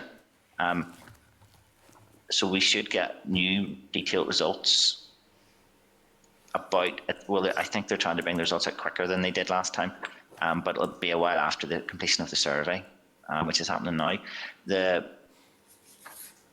In the meantime, the Housing Executive has a thing on its website called a Ready Reckoner, and so it would allow you to look at how much fuel prices have increased and what that might mean in terms of what fuel poverty would sit at now. But there's obviously assumptions around that, which are that things like what people are using, what fuel, are the same as in 2016. And since then we know more people have switched to gas. There will be more households, and those new houses that were built, which is about 6,000 or 7,000 extra houses a year, they all tend to be better insulated, so that won't be taken into account in the Ready Reckoner. And household incomes will have changed as well. So there's obviously a bunch of caveats to be borne in mind, but I absolutely agree with the member. It's inconceivable that the fuel poverty rate isn't considerably higher, given what's happened to energy prices over the last few months. Yeah. Okay. Absolutely, and just one final point. We are getting tight for time. Just on the point you've raised there, David, I did want to come in relation to insulation, and it's recognised that some 35% of heat is lost through poorly insulated walls and 25% through poorly insulated lofts. What work's being done there? Conversations with the Housing Executive. We know there's a huge body of work to be done there. Is there anything being done in that regard? The Housing Executive, as you know, I've heard Gráinne Lawn talk about it several times, is quite aware of the challenge it faces, both in terms of the overall job of maintaining its houses, but also in terms of getting itself in a position to be net zero by 2050. So there's all sorts of ways that I could answer this question, and so just to try and do it briefly, you will know the Housing Executive is leading in terms of solid wall insulation. It's got the ERDF programme on, and it is beginning to clad solid walls. This is an entirely new thing in Northern Ireland, really. There's been very little of this. The Housing Executive started doing it, but it's going to have to be a lot more. So it's leading and things like that. It also has some pilot programmes. There's one called Handy Heat down in Fermanagh, which is looking at how you might, increase insulation in order to reduce the amount of fuel that you need for its tenants. But there is a bigger picture here, and the bigger picture here is the long-term funding and sustainability of the Housing Executive. Chair, I can't possibly get into that now, but the committee will know that unless the Housing Executive has the resources available to it, then there's a considerable cost associated with what it needs to do to its houses. It runs into hundreds of millions of pounds, and the department the Assembly and the Executive have an obligation to make sure the Housing Executive is financially in a position over the longer term to actually do that work. Thank you very much. Thank you, Andy. Just to say that we're not just aware of the Housing Executive, we're aware of their tenants that have to live in cold houses. We've also been provided through questions that there's over 66,000 of the Housing Executive homes are more than 40 years old. So we need to consider as well, when you talk about, the alternative fuel provision, some of us and some of those who live in rented accommodation have no chance of getting that fuel source changed. And if you live in a rural area, you can kiss gas goodbye. But I'll bring in Ciara at this point. Thank you, Kelly. And just as a matter, Kelly, as chair, a conflict of interest. The Warm, Well and Connected programme, I obviously, in my previous career, I worked with DFC Council and the community voluntary sector there back in last December and January on that programme, and it was excellent and done a great job in the community. But I suppose following on from basically Andy, and the briefing paper you mentioned on page 411 that our Minister, Conor Murphy, had asked all ministers to consider whether they'd be in a position to identify underspends in advance of January monitoring or take action to free up funding. And given how critical this is, given that there's 13.8 million only available, which wouldn't go anywhere near the assistance that's needed, as of today, has there been any response from any of the other government departments at this moment in time? Because we're conscious we're in the winter, and I know from previous experience, December and particularly January is awful for people in crisis. So has there been any current response from any of the departments at this stage to yourself with regards to any additional money? I haven't been formally advised of any indication as funding would be available for our scheme to progress, and I suppose until the funding's known, it's very difficult for us to progress the details of the scheme. I suppose those would be those would be letters between executive members back to the Department of Finance. So can we follow up with regards to letters sent and any response to date or any timelines where we could get a response even from the other departments? I think that we wouldn't be able to get that, Ciara, to be honest, because that would be the Department of Finance writing out to the other departments. That would probably go for discussion to the executive, before we would, as a committee, be able to get a hold of that. Although we are very interested in it. I'm very interested, for instance, in the holiday scheme that's just been cancelled. Where's the money going that was thought that was going to be used? So it is something perhaps we can, as a committee, write to the Department of Finance and ask them for an update, because we're interested in this to see what's happening with the responses back from the other departments. Yeah, I think that would be important. Yeah, thank you. Thank you. Mark Dargan.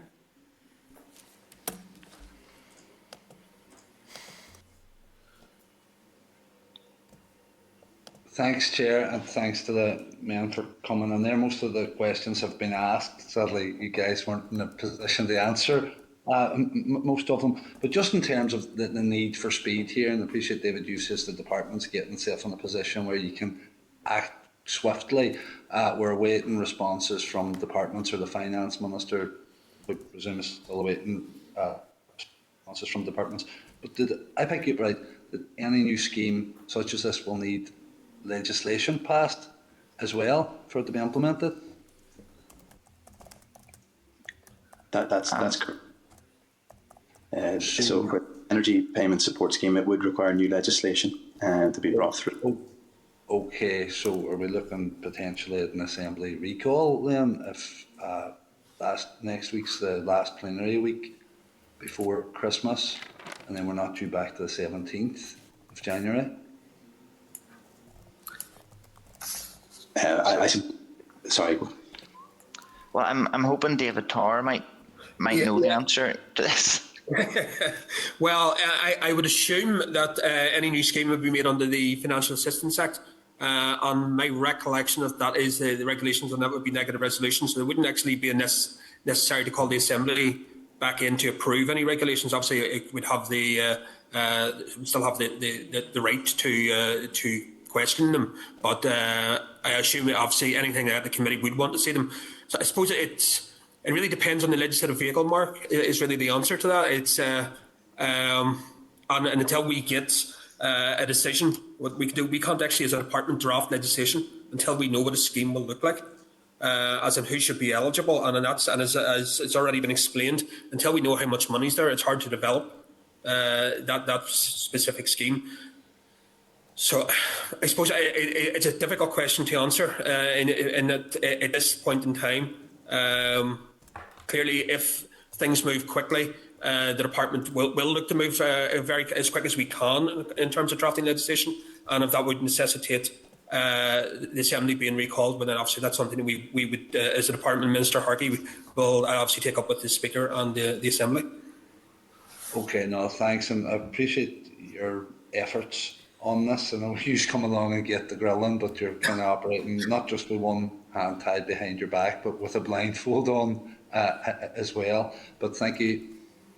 Thank you very much, Mark. I don't see anyone else coming in. Folks, as soon as you have information on the Energy Payment Support Scheme, as a committee, we would appreciate an update on that. Written will do, whatever you can get to us as quickly as possible. This is something, excuse me, as Andy has said, that we are extremely keen to see brought forward, particularly given the harm that's being caused to families out there and the people who are having to choose whether to heat or eat this year. And we're all very aware of how a food bank scheme works. It could be quite easy, as long as the money is provided, for a fuel voucher scheme to be provided, I'm sure. But we look forward to hearing back from you. But thank you for that at this stage. So David and Gareth, we will see you again soon, or hear from you soon, hopefully. Thank you very much. Thank you. Thank you. Thank you. Members, we're going to move on to agenda item 7, which is the Northern Ireland Amusement and Caterers Trade Association briefing on the Betting, Gaming, Lotteries, Amusements Amendment Bill. Members, the briefing paper is at page 417 in your pack. And if we could bring then Brendan McAreevy and Gerald Steinberg. Hello, gentlemen, you're both there together. Thank you very much. Gentlemen, we are a little tight for time. We do absolutely appreciate your information coming to us about the bill, but if I could give you 10 minutes, I'll give you a warning sort of a minute before the end of the 10 minutes so we can let our members in to ask you questions. So if you want to begin your briefing, thank you. Okay, well, Chair, thank you for inviting us today. I'm Gerald Steinberg, I'm the Chairman of NIACTA, and our President, Brendan McAreevy, accompanies me. I own Oasis Retail Services Limited, and Brendan's the owner of and Managing Director of Clearhill Limited, which is a supplier of equipment to shopping centres. My company's been in the business for 53 years, which I started in 1968, just about getting the hang of it now. And basically, I understand, I'm mindful that time's an issue. We have provided both our submission and a synopsis in writing to you. Rather than take time reading that, can I assume that the committee are in possession of that documentation? We are indeed, it's in our packs. Thank you so much. Good, that's most helpful, thank you for that. Well, on that basis, mindful of the time constraints, I'd be quite happy then to take questions based on our submission. Thank you so much for that. As you say, we've had our papers and your presentation has been provided to us, so thank you so much for that. I'll start off asking questions and then I'll go out to the other members if I don't ask all their questions first. Your paper states that any proposed levy must be achievable and fair, and you have some concerns that a levy is being discussed in the absence of online gambling or offshore operators being part of this bill. In that context, what would you consider to be fair? Well, as far as our sector is concerned, we feel that a levy based on the number of premises that each operator has would be fair and appropriate. Our concern is that we're frankly about 10% of the business based on the prevalence study statistics, and on that basis, we feel that the other participants, in particular the National Lottery and local lotteries, and the online business should also contribute because proportionately that would seem fair, and that's really we're perfectly happy and willing to contribute, but we just think it should be equitable. Okay, thank you so much. Your paper also states that a mandatory code of practice is to be welcomed, but it must be pragmatic and led by best practice. Can you explain, if you wouldn't mind, what you mean by pragmatic and how this can be achieved, and if you have any examples of best practice that you would like to draw to the committee's attention? Yes, well, I'd probably begin by saying that we have our own document, which again we provided a copy of to the committee a while ago, of our social responsibility document, which sets out quite clear, and we'd be very happy with that if that were in fact a mandatory code. I trust, Chair, you'll understand, you and your colleagues will understand, it's difficult to agree to something without knowing what it is. And our framework, as exists in our document, which our members have all signed up to, we think is a reasonable basis for moving forward. Does that make the position clear, Chair? Yep, thank you so much. We'll maybe have a look at that mandatory code as you have put forward, and maybe ask the department to have a look at that, certainly. My last question before I come to members, if they want to indicate, you can raise your hand on Starleaf or in the room. So you've called for a level playing field between land-based and online operators. Can you explain more what you mean by this and how you think that this could be achieved?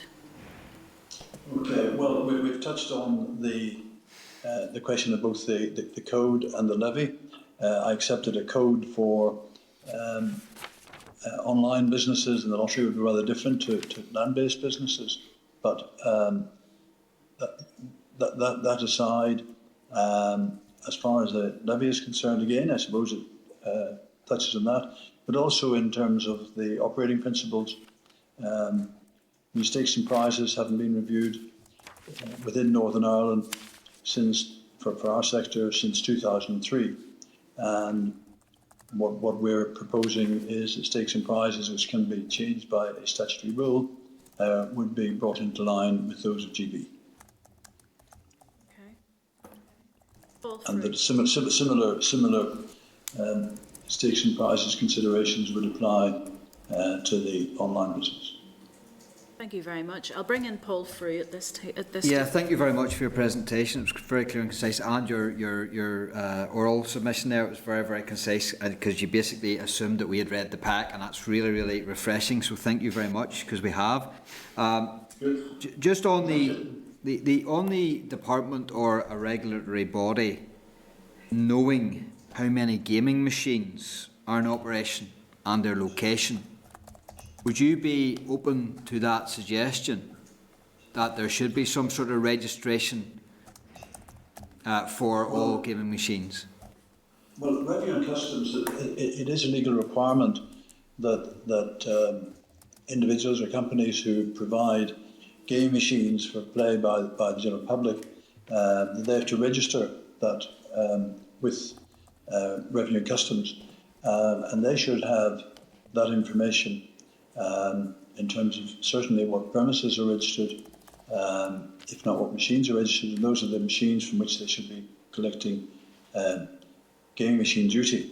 Certainly we'd be, as always, happy to cooperate with the department any way we can, insofar as our members are concerned, in terms of numbers of machines. That wouldn't be an issue.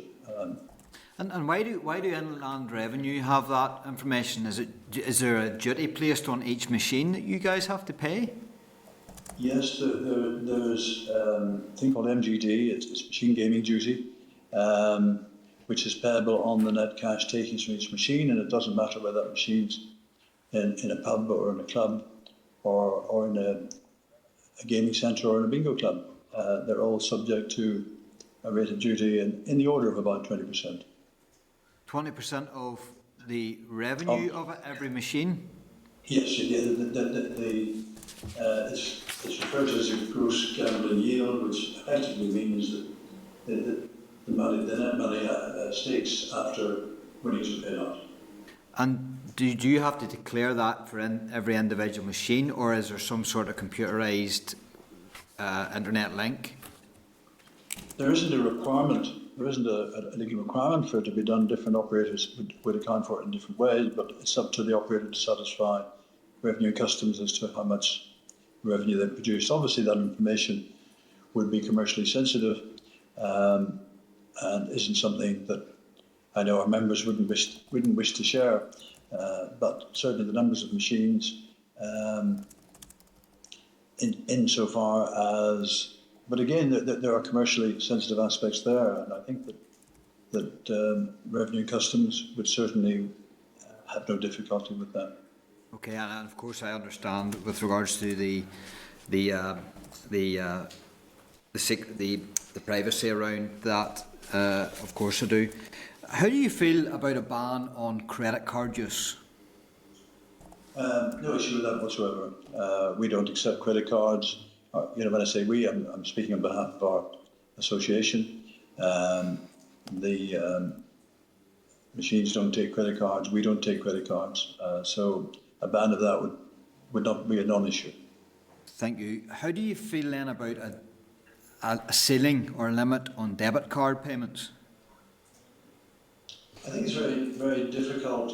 A debit card, unlike a credit card, as you know, is taking money out of a bank account, and it would suggest that it's money that you actually have in the bank. It's very difficult for us to means test our customers in that context. So I think it would be difficult. Okay, thank you. Thanks very much. Thank you. I'm going to, as Chair, I wanted to come back to something that you've said within your response to the consultation for the committee, where you've talked about, the setting of penalties should be proportional to the actual size of the companies within Northern Ireland. I just want to tease out a wee bit about that penalties, for future legislation. A company, if it's based in Northern Ireland, it's got one premises. It could be a company that's not based within Northern Ireland that has multiple premises. So I'm just wondering what you're thinking about, what your thoughts are on that penalty. Well, at the moment, I can tell you, in our sector specifically, and certainly as far as our members, and I think generally in Northern Ireland, I'm not aware of any businesses which are owned by any individual or organisation outside of Northern Ireland. So in that context, it's, as it is today, it would be a Northern Ireland business. Okay. I realise there's a possibility in the future that could change, but today the people in the industry they're all proprietorial businesses owned and managed within Northern Ireland. Okay. Thank you. Mark Durkin, I'll bring you in now.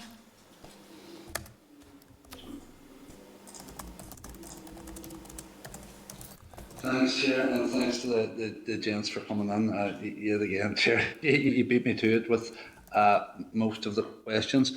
I would sympathise, and I think I have already, in terms of the concerns expressed around the levy and it being applied to people who are actually established here, and not where the biggest problem is. I'm not saying there are no problems associated with your business model. And bookmakers have made the same point to the Turf Guardians Association last week, so I'm sympathetic to those points that you have raised. See, in terms of the machines and how they're set, we'd also asked the bookies when they were around the fixed odds betting terminal machines. Do you have any of those in your facilities? No, fixed odds betting terminals only exist within licensed betting offices. Okay. So, I can tell you my company and others in the industry do supply those machines to bookmakers. But no, they're not permitted or operated within gaming centres or bingo clubs. Okay, but see, in terms of the setting of stakes and prizes on your machines, would you be similarly aligned to them, or what would your limits and thresholds be? Quite simply, they were voluntarily changed when they changed in GB, originally a FOB-T, and this is, I think, dare I say, I think there's a public misconception about FOB-Ts. FOB-Ts historically, whereas a very high stake game machine where the stake was £100 and the maximum prize was £500. Legislation changed in GB, reducing that maximum stake to £2. And in Northern Ireland, certainly my company and our members followed suit and voluntarily reduced the maximum stake to £2 and 500. I'm not saying there aren't some machines supplied by non-members of our association.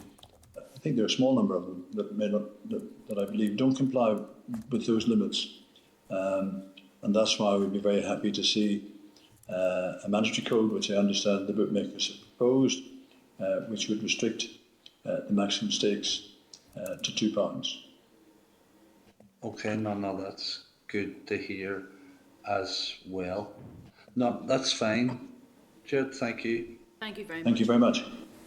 Just double checking before we go. Anyone else want to? I'm just looking, sorry, at our star leaf to see if there's anyone else indicating. At this stage, gentlemen, because you've provided such a detailed written presentation to us, I think you've clarified quite a bit in regards to your organisation. So at this stage, we will thank you for your presentation. It has been detailed and it's been very well received by the committee here, so thank you so much for your time today. I'm most grateful and thank you for your courtesy and understanding. And can I just say that at any time in this process, should you require any further information or support from us, it would be our pleasure to provide it. That would be most welcome. Thank you so much. Thank you. Thank you very much indeed. Good afternoon. Thank you. Members, we're sticking with this theme at the moment, and we're about to hear now from the Northern Ireland On-Course Bookmakers Association on their briefing on the Betting, Gaming, Lotteries and Amusement Amendments Bill. Members, the briefing paper is in your tabled papers, if you want to look at page 60 in your tabled papers. And we are about to hear from Brian Graham and Jerry Donnelly. Thank you very much for coming along to us today, gentlemen. Jerry, if I could ask you to begin your briefing. Hello, are you picking me up okay? We are indeed. Hello, can you hear me okay? Yes, we can hear you. Right. My name is Jerry Donnelly. I'm chairman of the Northern Ireland On-Course Bookmakers Association, and with me today is Brian Graham, the vice chairman. Thank you very much for the opportunity to address this committee today. NAECBA is the representative body supporting about 60 pre-pandemic on-course bookmakers in Northern Ireland. Northern Ireland on-course bookmakers work 22 days per year at the two Northern Ireland tracks, Downpatrick and Down Royal. NAECBA recognises the ministerial importance of dealing with the issue of problem gambling in Northern Ireland as she addresses changes to the current rather outdated gambling legislation, which has failed to be amended over the years as technology and gambling social habits have changed. If the committee looks at the two main indicators of problem gambling, which is uncontrolled spending on gambling and spending excessive time online on online betting sites, in casinos, or gaming arcades, or betting shops, NAECBA argues that the 22 days per annum that an on-course bookmaker works is in no way contributing to problem gambling. At each meeting, there are 7 races, and in all, about 154 races per year that an on-course Northern Ireland on-course bookmaker works at. Furthermore, NAECBA argues that due to the generic nature of current legislation, it is unreasonable that an on-course bookmaker should have the same annual licence costs of a bookmaker's office, which can trade for 312 days per year, from 10 a.m. in the morning to 10 p.m. at night. Furthermore, in addition, an individual taking bets on betting exchanges is unlicensed, pays nothing, and can operate from the comfort of their house and armchair. Indeed, anyone with a smartphone is in reality walking around today with a gaming arcade, a bingo hall, a bookmaker's office in their pocket, with the unaccountable freedom to gamble 24 hours per day, 7 days a week.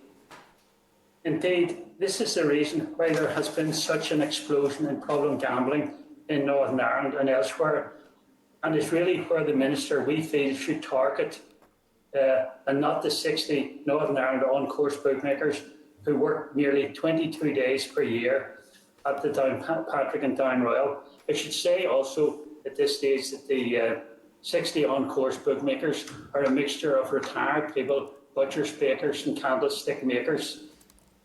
In submission to the Minister, as part of the 2019 consultation, we make the points, and in relation to on-course bookmakers' licences, we feel an on-course licence should only be required to be renewed every 3 or 4 years and not annually as at present, which would sort of level up the on-course bookmaker with the bookmaker shop. So that's my sort of very brief submission, and Brian and I are quite happy to take any questions, and I would maybe like to sort of say to my colleague Brian here, has he anything further to add to what I have said? No, I think, Jerry, you've made quite a few points. We'd like to stress to the committee that the big problem that we have and the big problem you have is trying to combat problem gambling.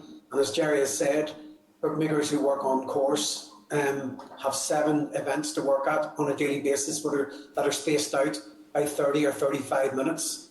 So it's not the right environment, or it doesn't create an environment where problem gambling occurs or is indeed a problem. So we just want to highlight those points to the committee.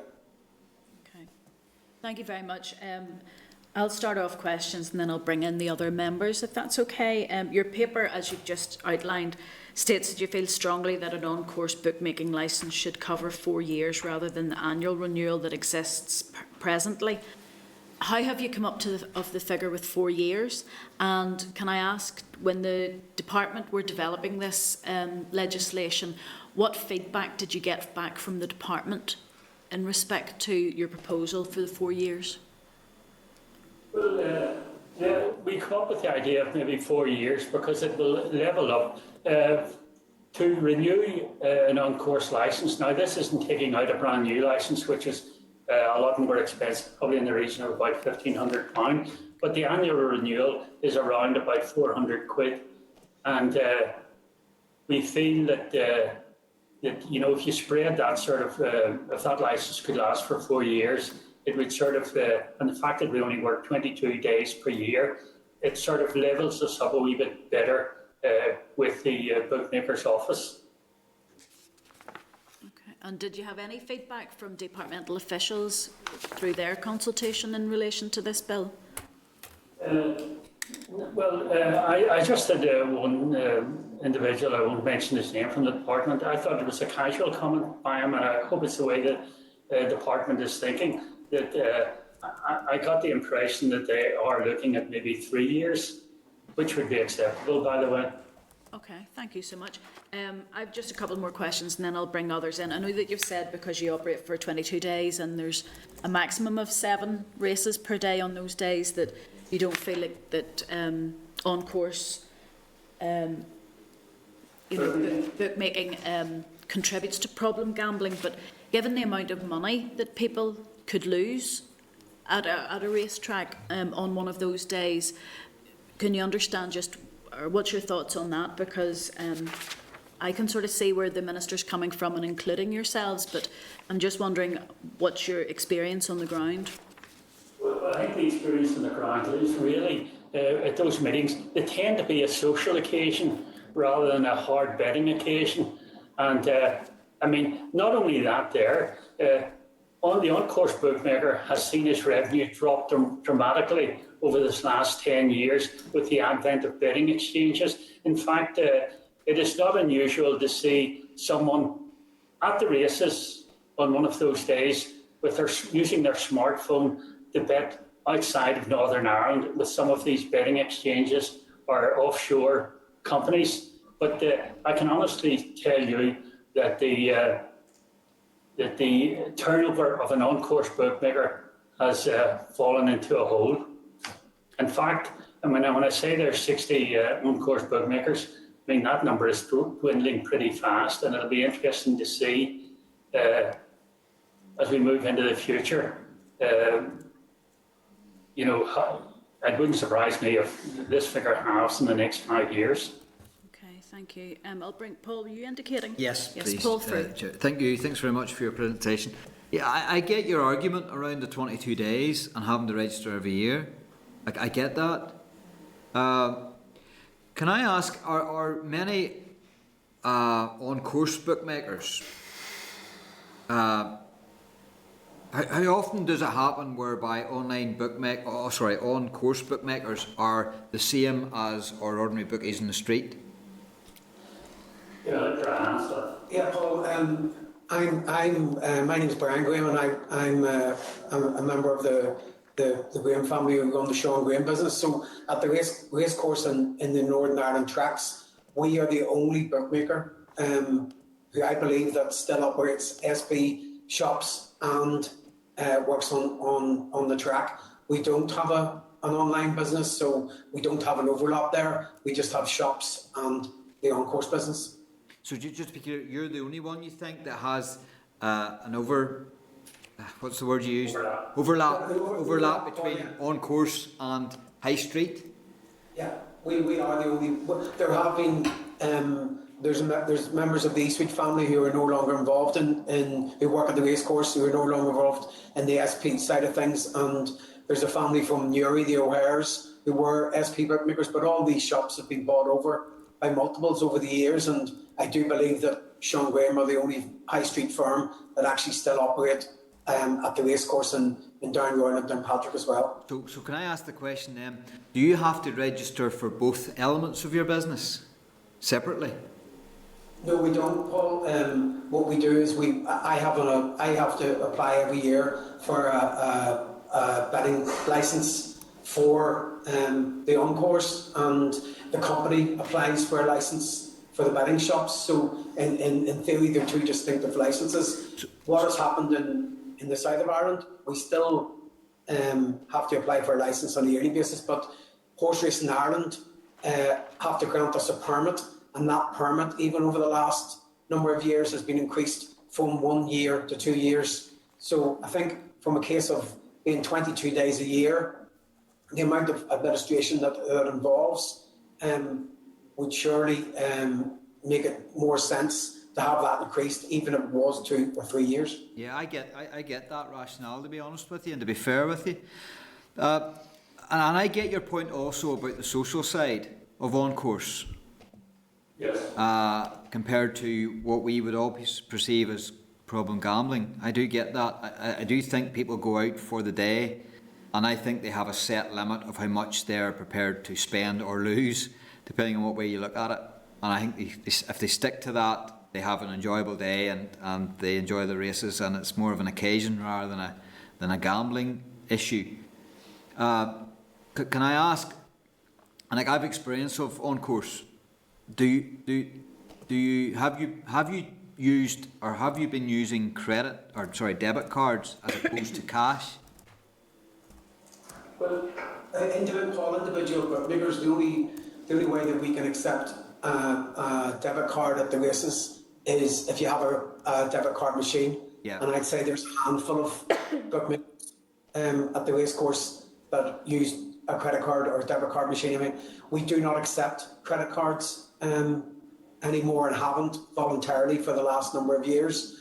I do have a debit card machine at the races, and contrary to what is experienced in many of the high street outlets in different businesses, the amount of money and the percentage of bets that are taken through a debit card machine is probably less than 2%, if even that much.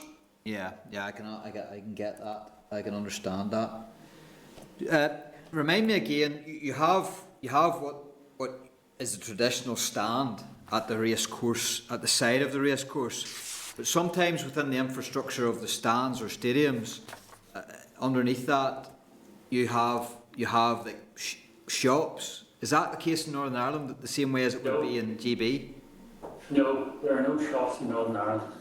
There are no shops in the racecourses in Northern Ireland. Right. Okay. So it's on the actual open air, and there's a name for those types of guys with their wee betting, with the wee chalkboards. I know it's all electronic now, but that's basically what I'm getting at. That's all we have in Northern Ireland, isn't that right? Yes. Yes, correct. Yeah. Yeah. And do you see anything that needs doing at that element, at the racetrack side, that is either regulated at the present too excessively, which you would like to see freed up, or are you content with the regulations as it exists and what it proposes here? Well, I think the regulations as they exist don't really have an effect or an impact on the on-course bookmaker as such. We are allowed to work on a Sunday. For example, Boxing Day this year is on a Sunday. Myself and Jerry will both be at Down Royal, whereas the shops aren't allowed to open on a Sunday. The one thing we would have, and as Jerry alluded to earlier on, is that I could stand at Down Royal and we pay the fees to Down Royal, we pay our licence fee, and somebody can come up and stand in front of you on a mobile phone, and because the price or something that Bet365 or an online firm are offering, that they can have that bet on the internet, and that not one penny of that funds comes back to fund either Irish racing or the Exchequer in Northern Ireland. So as far as we're concerned, we're not here to say that we don't want to pay our way. We're not here to say that that we want anything dramatically changed, but would like to see the legislation, the online and the betting exchanges brought into the legislation where they belong. Okay, thanks very much. Thank you. Thank you very much, Emma. Actually, you've just answered one of my question to you there, how we should deal with these unlicensed betting exchange clients. So you feel that needs to be brought into the bill to be dealt with a lot more. I know that there is questions that we would have how we can do that, especially if they're located outside of Northern Ireland. But so could I just add there that Brian had some figures from 2015, 2016, that the amount of money that was matched on the betting exchanges at Downpatrick and Down Royal was about £100 million, and not a penny of that flowed back to the Northern Ireland Exchequer. It's frightening figures. The on-course bookmakers wouldn't 50th of that or 100th of that in any year. I met with, I think it was Down Royal, and the figures, as you say, they shared with them. It's not for public consumption, but the figures were astronomical, I have to say. So I agree with you on that one. I think there, Chair, sorry, I think they were the figures that I did a study myself going back to 2015, 2016 to see how much money that was betting on betting exchanges. Betting exchanges operate differently from online bookmakers in that if the horse is 2-1, the guy who wants to back the horse puts up £10, and the guy who wants to lay it puts up the 20 if it wins. That combined amount is the amount that's what is matched. Those figures are readily available after any race today. Tremore's on today, or whatever race course, you can dial into Betfair or BetDAC, the two main exchanges, and at the end of every race, it will tell you how much is being matched on each race. Those figures are also available for the public for Down Royal and Downpatrick. And the one thing that isn't available are the figures that are bet with the online bookmakers, the likes of Bet365, William Hill, who used to have a presence in Northern Ireland and have sold their shops. And these are the companies that need to be brought into the tax net. Okay. It certainly sounds like it makes sense, but practically we'll need to delve into the department to see how legally we can do that, what jurisdiction there is. And this might seem like a very simple question, but it's just for clarification from my point of view. In the legislation on page 6 of the actual bill itself, it talks about the industry levy. Now, bear with me on this one. And the article applies to an application, and it talks then about the different licences. It talks about a bookmaker's licence, a bookmaking office licence, a bingo club, a gaming machine certificate, or an amusement permit. It doesn't mention on-course licence. Are you included in that bookmaker's licence, or is it a separate licence? Yes, we see that as the problem. That we feel that when they were writing that legislation in 1985, perhaps our predecessors should have changed that. And what I would like to see is, in any review of this legislation and changes to the legislation, that on-course bookmaking has a separate line to itself. And does the licence, when you apply for it, is it an on-course licence, or is it just a bookmaker's licence? An on-course, well, It's just a bookmaker's licence. yeah. Okay, okay. It doesn't distinguish between the shop or the on-course when we get our licence. And We're a licensed bookmaker. Okay, Yeah. so But this is the point that we make, that for on-course, it should have a separate, be a separate part of the legislation. And as I say, maybe with the renewal lasting for 3 or 4 years at least. okay, okay. I know that this bill doesn't deal with the fees and the length of time, but we can certainly ask, because it does deal with the industry levy. And I'm just keen to ensure that where it talks about the grant or renewal of a bookmaker's licence, if that does or doesn't intend to include on-course licences, or if that will be treated as separately. So we can certainly ask the department to clarify on that one, I think, yes. Because as Paul has said, the 22 days operating per year, you know, it stands out as unusual. Yeah, okay. Anybody else on Starleaf wish to indicate at this stage? Gentlemen, I think that your presentation has certainly given us some food for thought when it comes to the department. No one else has indicated at this stage. If you don't mind, if we have further questions, if we need clarification, if we can come back to you on that. But for today's session, I believe that's all our questions for you, and I'd like to thank you very much for your time today. Thank you very much, and certainly don't hesitate to come back to Brian or I with any further questions. We will indeed. And thank you. Thank you so much. Thanks very much. Thank you. Thank you. Thank you. Members, we certainly have some questions there that we can send on to the department for clarification. If you're happy with that, I'm sure the department are listening in anyway. Yeah. Thank you so much. Members, we're moving on now to agenda item 9, which is SL1, the Draft Welfare Supplementary Payment Amendment Regulations Northern Ireland 2021. A copy of the SL1 is at page 438 of your pack. So bear with me just till I get to my 438 page. The purpose of the proposed rule is to provide that payments made to a benefit recipient from a scheme to provide compensation in respect of historical child abuse or under Windrush will be disregarded as income and capital for the purposes of calculating entitlement to universal credit, income support, job seekers allowance, employment support allowance, housing benefit and state pension credit. Members, have you any comments, or are you content for the department to make the rule? I need to hear people saying yes or no, please. Yes. Content. Thank you so much. That can proceed. We move then on to agenda item 10, SL1, Social Security Income and Capital Disregards Amendment Regulations Northern Ireland 2021. And this is at page 454 of your pack. And members, the proposed rule will make amendments to the Welfare Supplementary Payments Regulations Northern Ireland 2016 and the Housing Benefit Welfare Supplementary Payment Regulations Northern Ireland 2017 to remove restrictions in the current legislation in respect of social sector size criteria, the bedroom tax, and the benefit cap mitigations. Members, are you content for the department? Have you any comments, or are you content for the department to make the rule? Content. Thank you very much. Agenda item number 11, SR 2021/314 Occupational Pensions Revaluation Order Northern Ireland 2021. A copy of this rule is at 459 of your pack. Members, does anybody have any objections to the rule? No. Thank you. This SR will be included in the next issued report of the Examiner of Statutory Rules, and it will not be drawn to the special attention of the Assembly. So I'm going to put the following question: that the Committee for Communities has considered SR 2021/314 Occupational Pensions Revaluation Order Northern Ireland 2021 and has no objection to the rule. Thank you.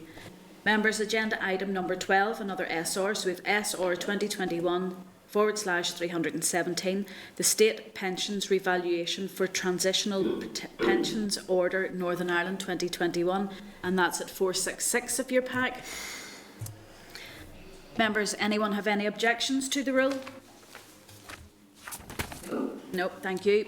I'm going to put the question then that the Committee for Communities has considered SR 2021/317, the State Pension Revaluation for Transitional Pensions Order Northern Ireland 2021, and, subject to the Examiner of Statutory Rules report, has no objection to the rule. Thank you. Agenda item 13, another SR 2021/318, the State Pensions Debits and Credits Revaluation Order Northern Ireland 2021, which is at page 473 of your pack. Members, have you any objections to this rule? No. No, thank you. I put the question then that the Committee for Communities has considered SR 2021/318, the State Pension Debits and Credits Revaluation Order Northern Ireland 2021, and, subject to the Examiner of Statutory Rules report, has no objection to the rule. Thank you. And now we're moving on to agenda item 14. The correspondence is at 480 of your pack. I'll draw your attention to page 617, which is a memo from CAM's office on deaf awareness sessions in the December 2021 and January 2022. If you wish to attend, can you please reply as outlined in the memo? Any members on Starleaf or in the room wish to bring to attention anything else in correspondence? No. No. No. Everybody okay? Thank you. So, members, are you content to action the correspondence as set out in the correspondence memo? Yeah. Yep, thank you. Agenda item 15 is the Forward Work Programme. Members, just to advise, at the meeting on the 16th of December, we will continue our deliberations on the Private Tenancies Bill. We will also receive a briefing by the Department on the COVID Fund for Charities and Social Enterprises and on the budget 2022 to 2025, which we all will be looking forward to. Okay, members. Agenda item 16 is any other business. Anyone have any other business that they wish to raise? Members, if you don't mind, I will raise one. I would ask if we could write to the department to ask them for an update on what's going to happen with caravans. I'm sure, well, I'm getting inundated, I don't know about some of the rest of you, that the Caravan Act, as we know, will come back to the Department for Communities for review. But as a committee, it would be useful for us to have an update on what the intentions are with that Act. Is there a review going to happen, or what's, just so we have something in writing from the department to outline for us, so we can respond to all of those queries that we are getting through from people, what is happening with that caravan legislation. Agreed? Yeah. Thank you. The other thing that I would like to bring forward, just under any other business, thank you very much to those of you who attended the Community Development Networks event that happened in the, I think it was the Long Gallery or Room 115 in previous weeks. I've met with that Community Development Network again just to discuss with them some of the concerns that they have, and it may well fit into what's going to happen in our Forward Work Programme on the 16th of December.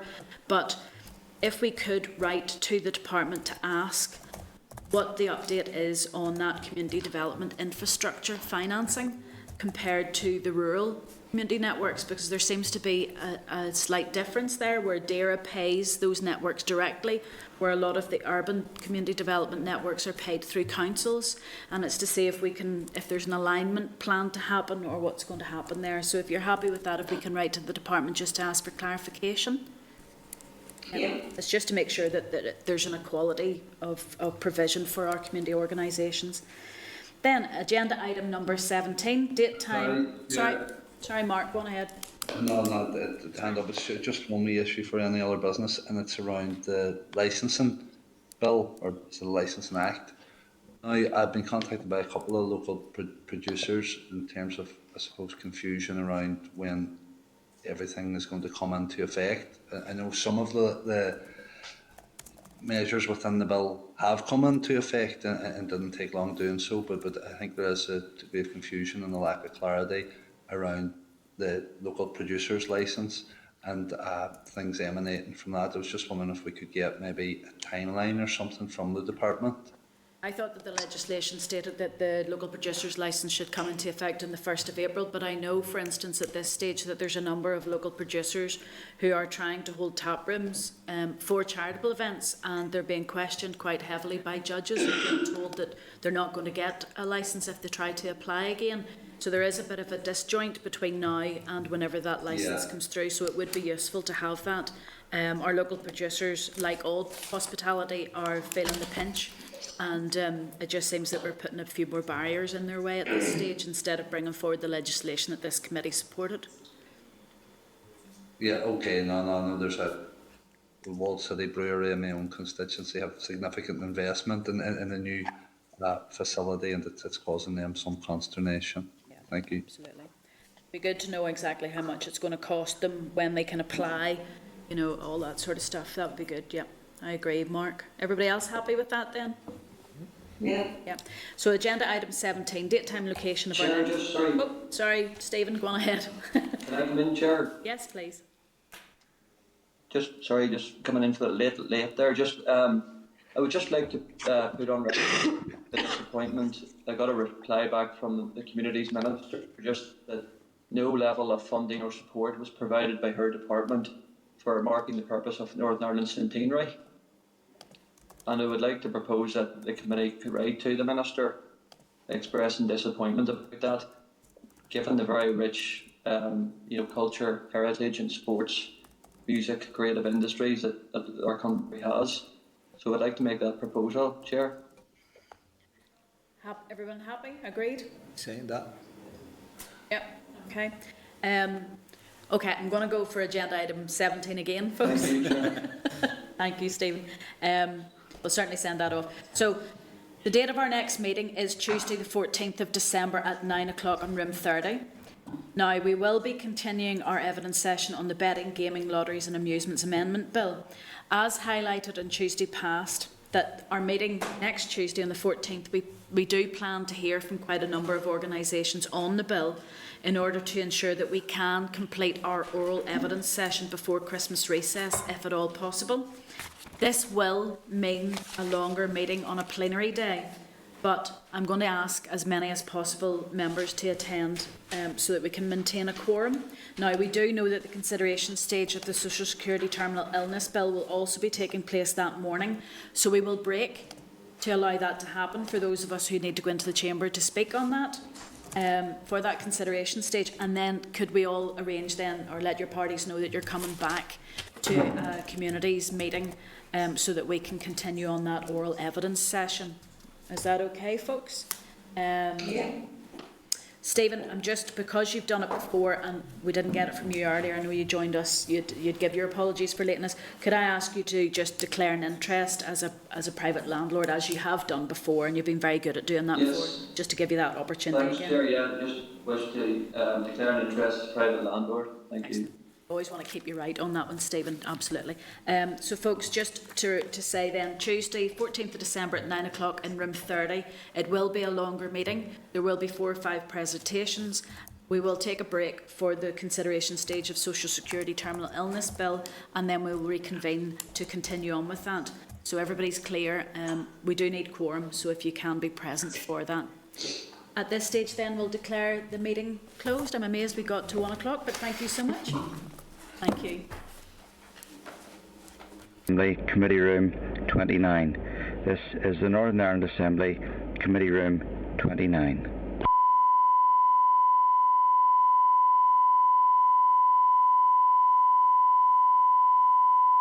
This is the Northern Ireland Assembly Committee Room 29.